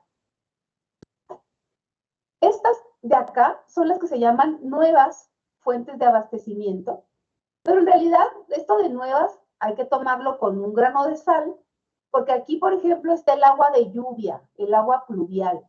Y el agua de lluvia, pues en realidad en muchas zonas del mundo hace milenios que se usa como fuente de abastecimiento, ¿verdad? Esto no es tampoco así como que digan, esto es puro modernidad y siglo XXI, no. En muchos lugares del mundo, los antiguos mayas juntaban agua de lluvia en lo que se llamaban chultunes, ¿sí? Y la almacenaban y la usaban. Era su fuente de abastecimiento. ¿Cuál agua de pozo, verdad? Ellos usaban agua de lluvia, la almacenaban en los chultunes. Entonces, el agua pluvial es una nueva, entre comillas, porque cada vez estamos viendo que deberíamos usar más el agua de lluvia. No porque sea nueva, sino porque deberíamos usarla más.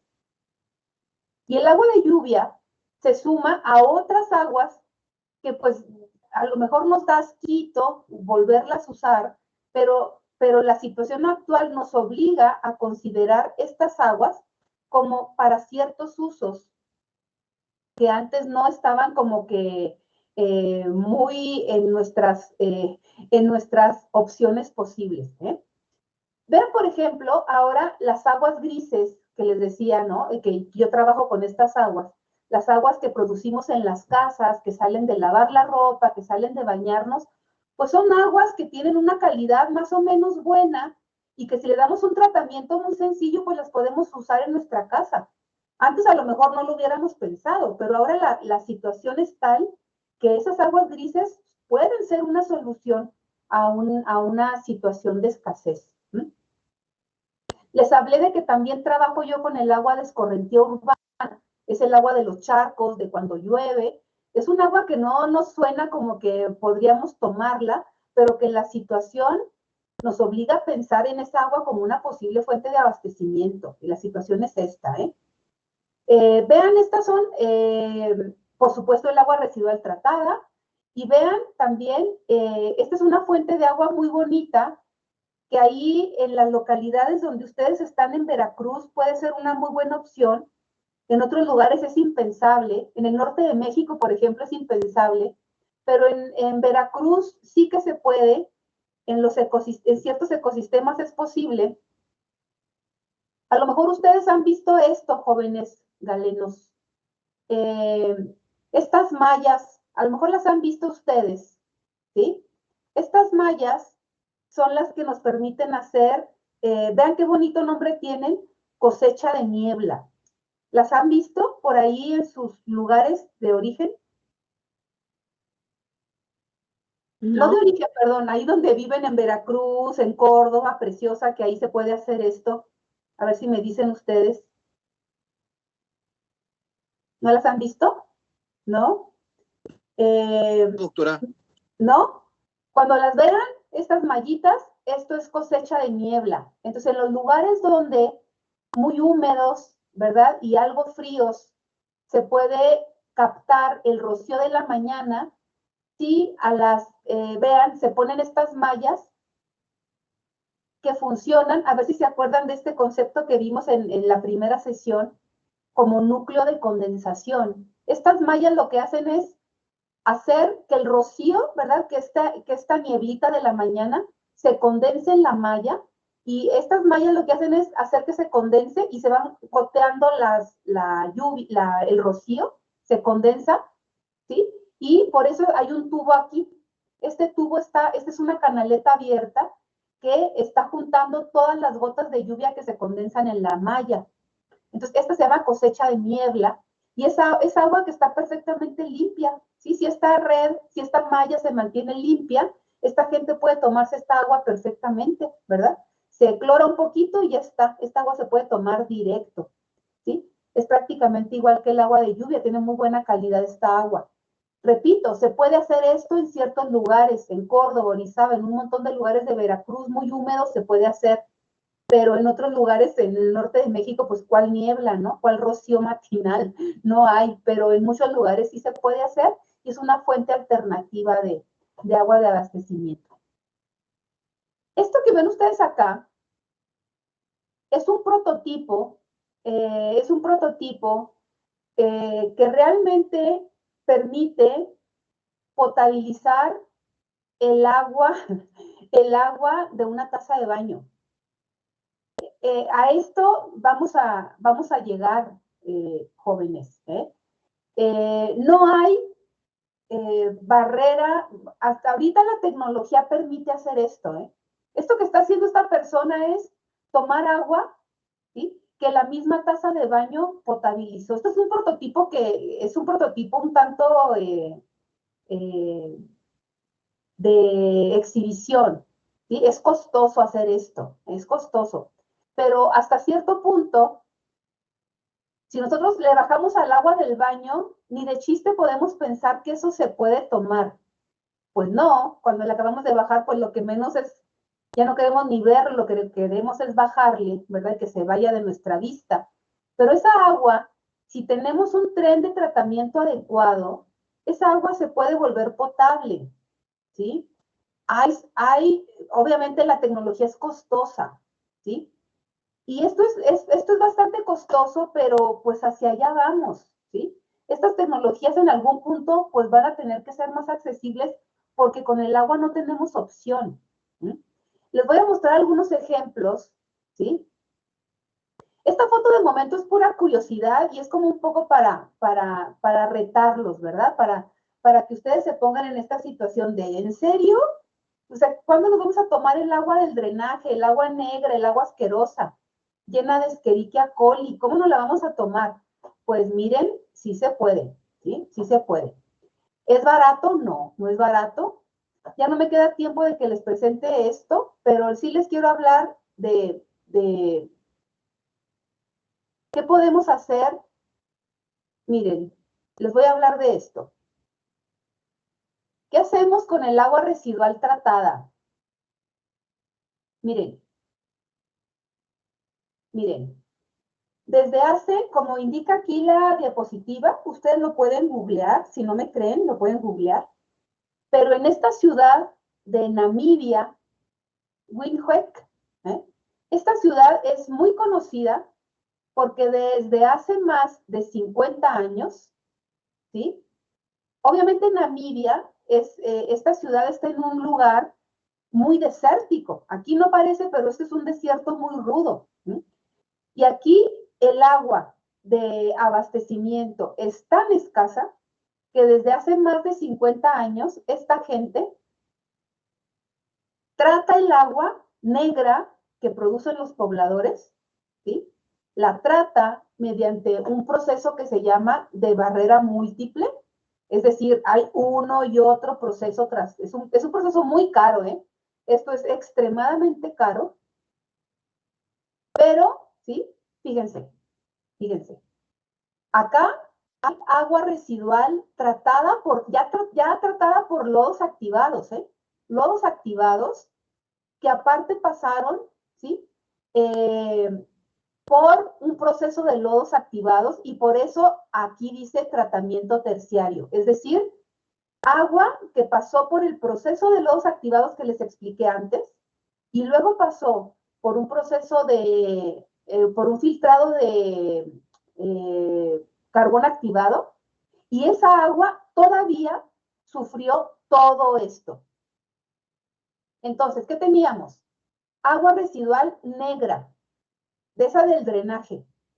Pasó por los lodos activados, luego por un filtro de carbón activado, luego por el proceso de ultrafiltración a presión con una membrana, luego por un proceso de ósmosis inversa, luego por un proceso de desinfección con radiación ultravioleta y agua oxigenada, luego con cloro, luego pasó por una presa.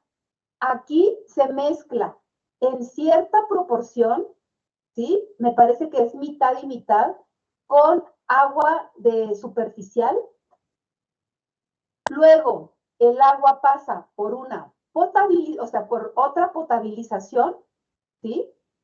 Y ese es el agua que recibe la gente.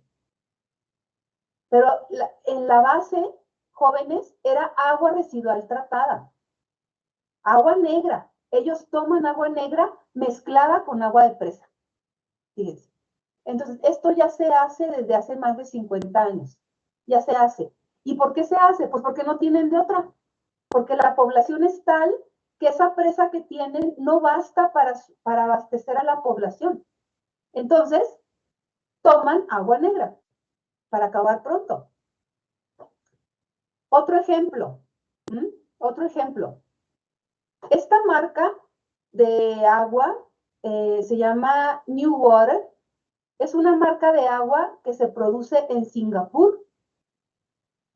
Ya saben que Singapur es sinónimo de alta tecnología, gente que trabaja un montón, gente que tienen un nivel de vida súper alto, ¿sí? Gente así como, bueno, es un país, es una isla-nación, en fin, son ellos muy famosos por lo que han hecho en las últimas décadas. Bueno, en Singapur, ellos venden un agua, vean, embotellada, que se llama New Water, y esta marca de agua, vean, esta marca de agua es una mezcla como la de Windhoek, es una mezcla de agua negra tratada, agua residual tratada, que se mezcla, ¿sí? En cierta proporción con agua de pozo y esa agua se vende embotellada y se toma. Se vende y se toma y ellos, ¿sí? Dicen la marca New Water. Yo nunca le he intentado comprar ni nada, pero sé que existe. Ustedes pueden visitar sus sitios si gustan. Y los de New Water dicen, somos la marca de agua más que analiza y más publica los resultados de sus análisis. Es un agua perfectamente segura le analizan de todo, cumple con todo, ¿sí? Porque tiene un proceso multibarreras, como el que les conté.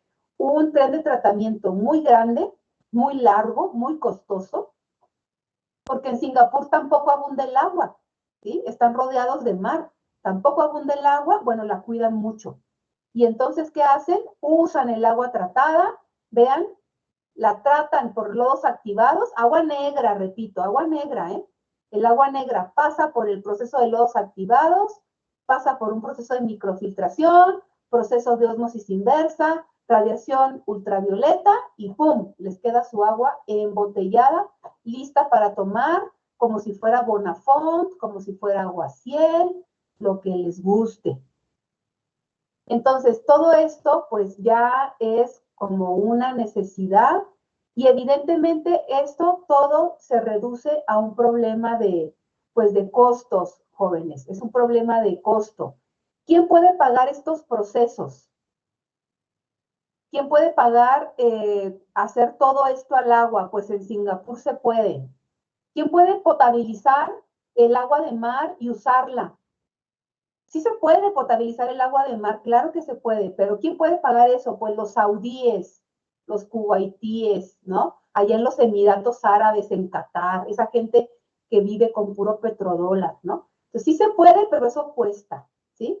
Entonces, pues bueno, ese es lo que les quería mostrar. Traía otras diapositivas, pero no me da la vida para mostrárselas. A lo mejor querías hablar, Rita, como que vi tu micrófono abierto, me encantaría escuchar tus preguntas o las de los demás.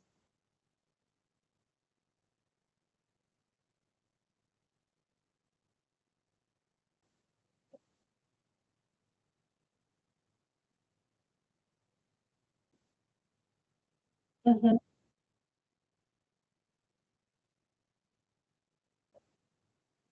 Sí.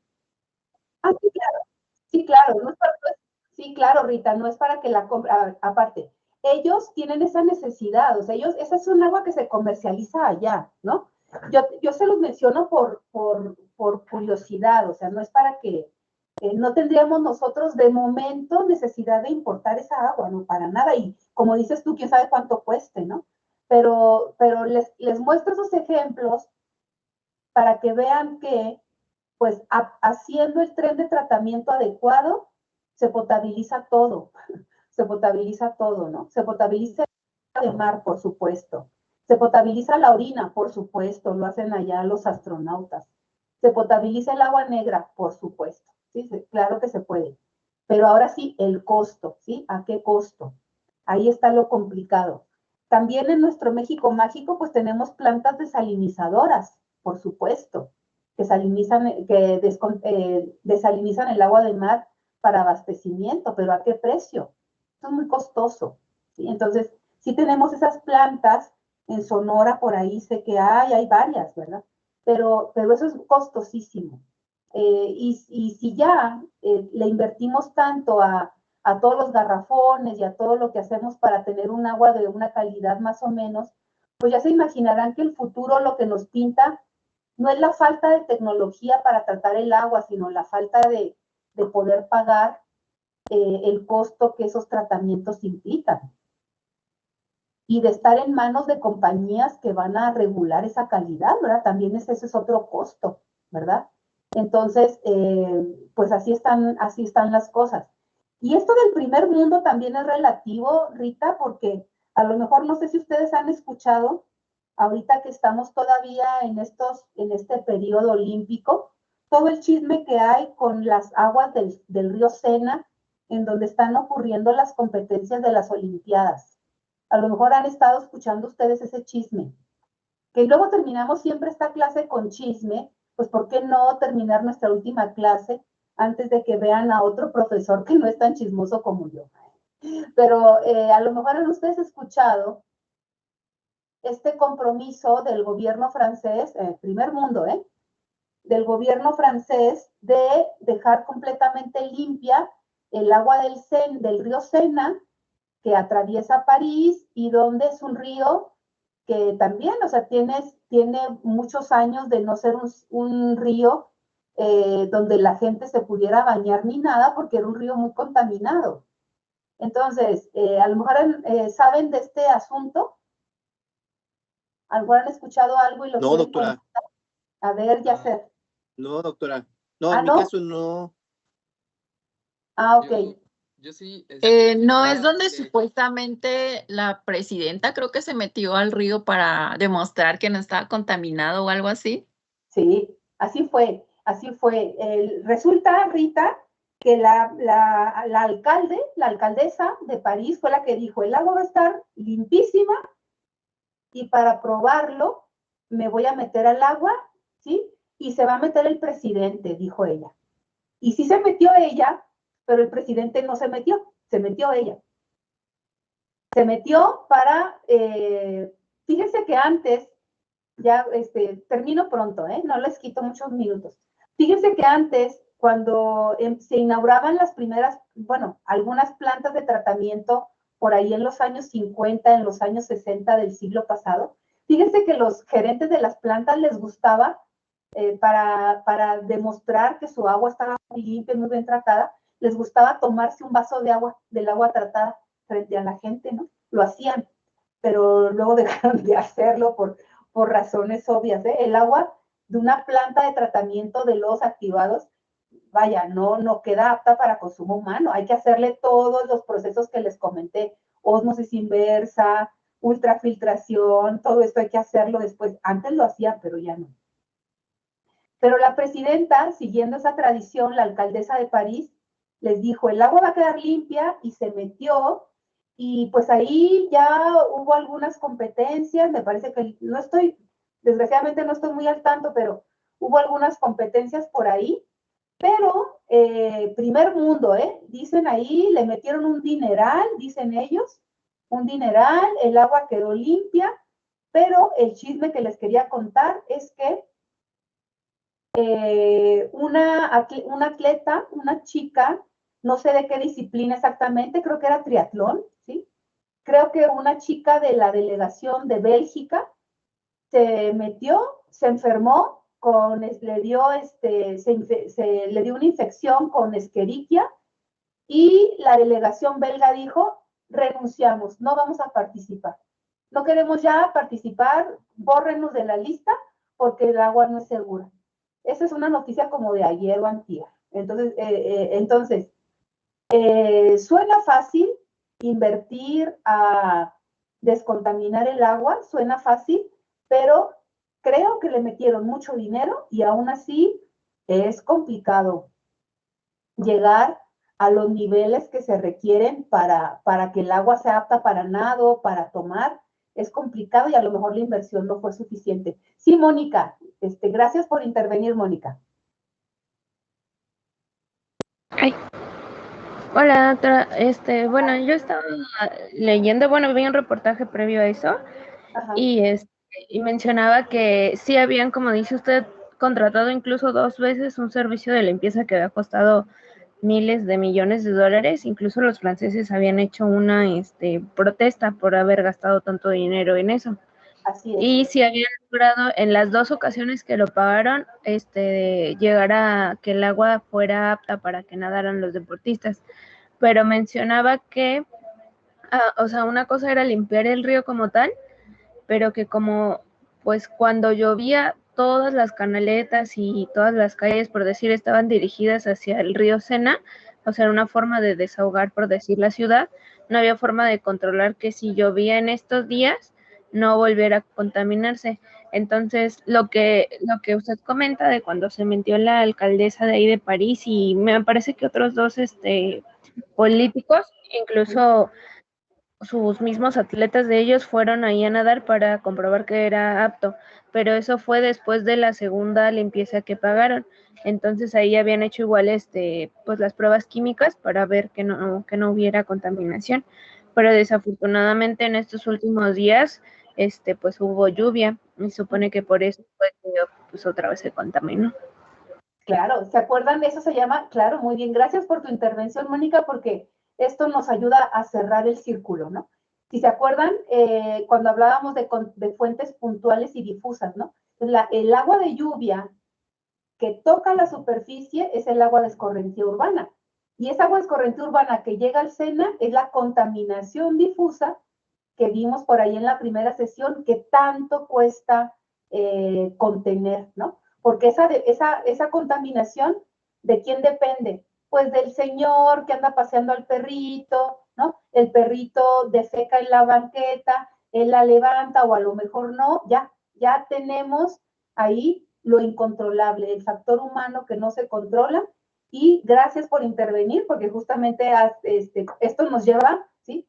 Vean, nos remite al inicio y así me gusta a mí cerrar los cursos, terminar con el principio. Entonces, ahí la cuestión. Gracias, Mónica. Bueno, pues sí, Wilber, ¿quieres hablar, Wilber?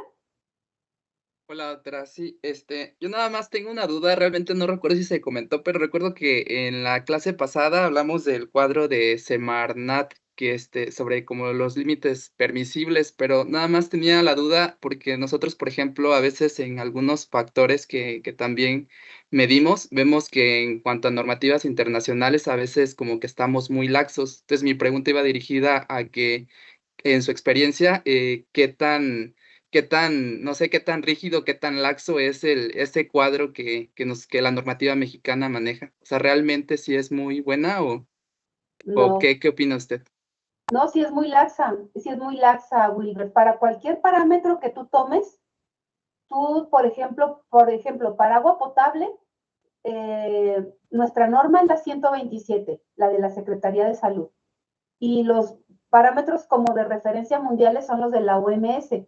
Si tú te vas parámetro por parámetro, ¿sí? Puede ser que algunos coincidan, ¿no? Puede ser.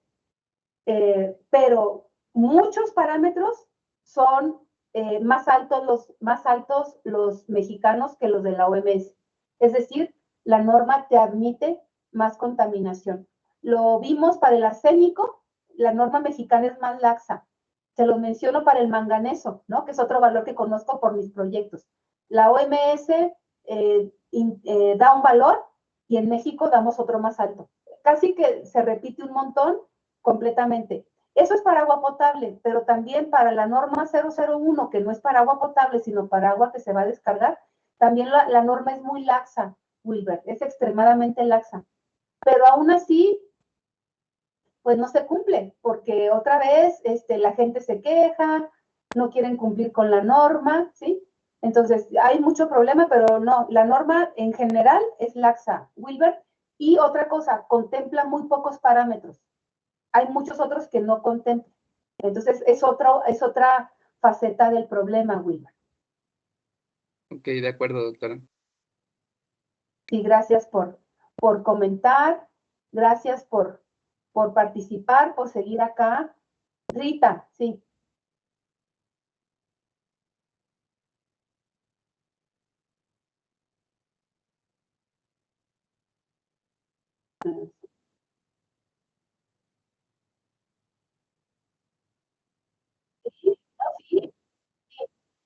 Sí. Sí, les comento, por ahí les di unas referencias que son viejitas, de hace como 10 años, pero sí, efectivamente, les comenté de unos estudios que habían hecho en la UNAM en agua de pozo para un montón de medicamentos, se los mencioné por ahí en la primera clase, y por ahí encuentran diclofenaco, encuentran un montón de medicamentos, estalatos, un montón en agua de pozo y de abastecimiento. Sí, sin ninguna duda, Rita.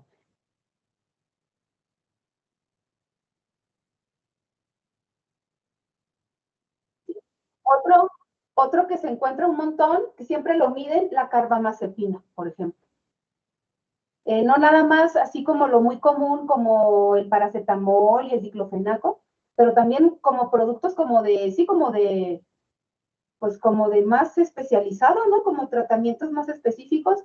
También muchas hormonas, Rita, por la cuestión de la contracepción, también se les encuentra. Estos estudios de la UNAM, sí, son de hace 10 años y ya me encontraban un montón en agua de pozo, en las aguas del Gran Canal que nos mandan para acá, para Hidalgo, todo ese tipo de cóctel químico se encuentra. Bueno, ¿algún comentario más que quieran hacer? Si no, pues nos despedimos. Pues nada, aquí andas, Yacer, ¿verdad? Nos estamos, Sí, doctora, de hecho, sí, quería nada más hacer un comentario final. No, pero adelante, termine la interrupción. No, te escucho, Yacer, adelante tú. Te escuchamos. Pues muchas gracias, doctora. Le pido una disculpa solamente y a los compañeros que hoy se me hizo un poco tarde y tuve problemas con mi internet. Me cambié de domicilio y estoy aquí batallando un poquito con la red de internet, pero bueno, ya se logró que estuviera bien. Pues doctora, de antemano, muchas gracias. Creo que es un tema muy, muy importante. Como bien apuntó usted, pues mi comentario va en relación a que pues nos falta mucho camino. En realidad México no es un país tan malo, somos la economía a nivel 15 aproximadamente a nivel internacional y pues además de todo, digo, sí somos un país en desarrollo, ¿no? Ya no sé qué tan bien sea la consideración de tercer mundo, pero pues a nivel internacional más de 190 países y que seamos el número 15 en Producto Interno Bruto, pues ya nos habla de que sí hay una buena cantidad de dinero, ¿no?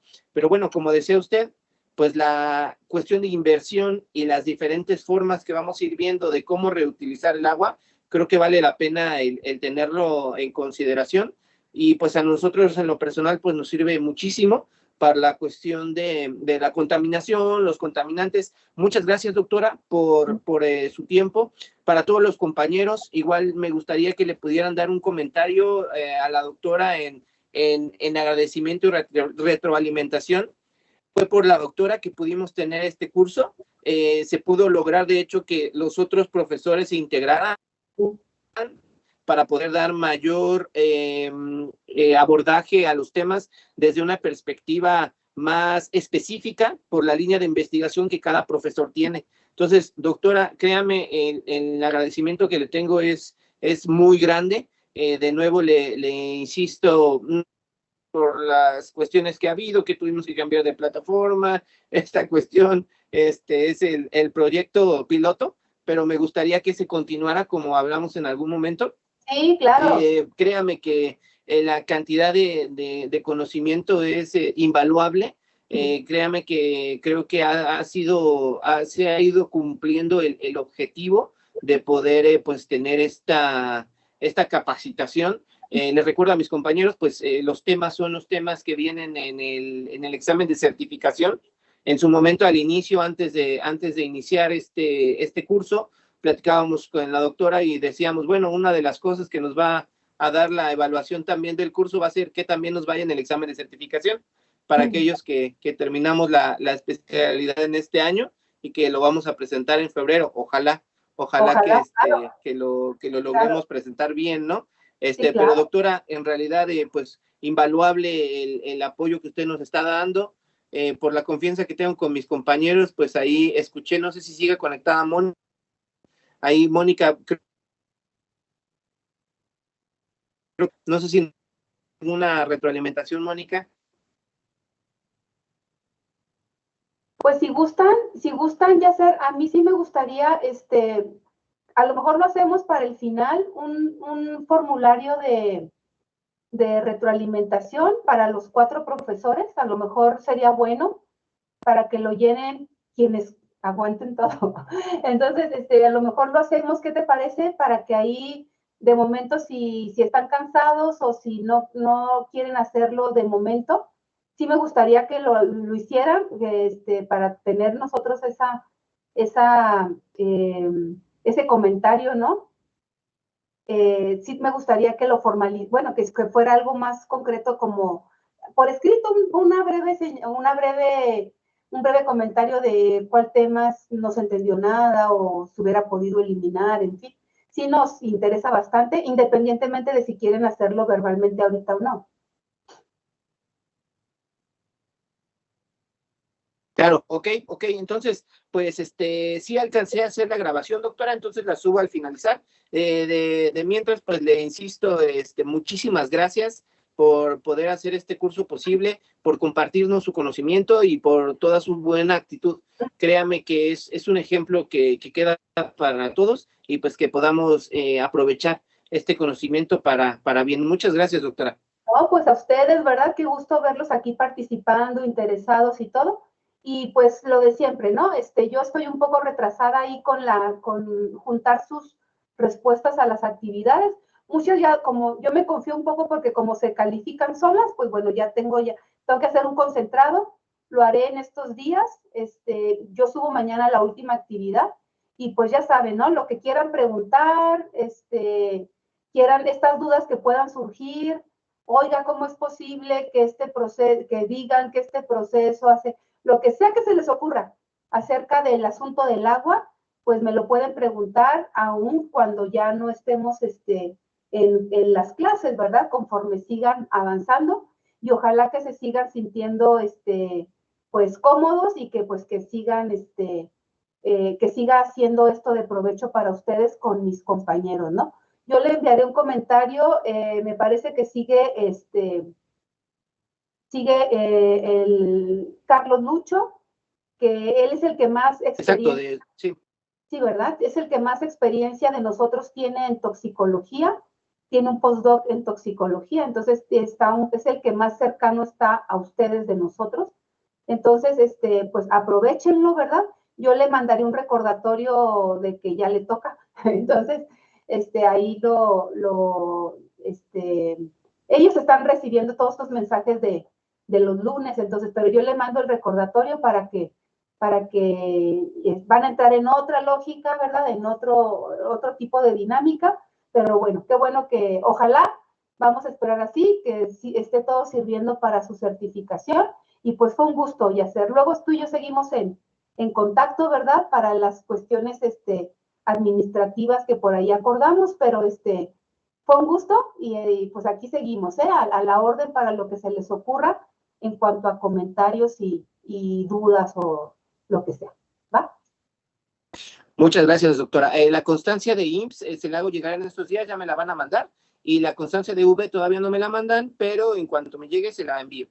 Claro que sí. Y muchas gracias, doctora. Te mandaré también un recordatorio de lo que debe traer, ¿eh? Entonces, ¿sí? Sí, claro. Órale, doctora. Pues excelente, ¿eh? Muy buena noche. Hasta luego. Gracias, hasta luego. Hasta luego, que descansen. Yes.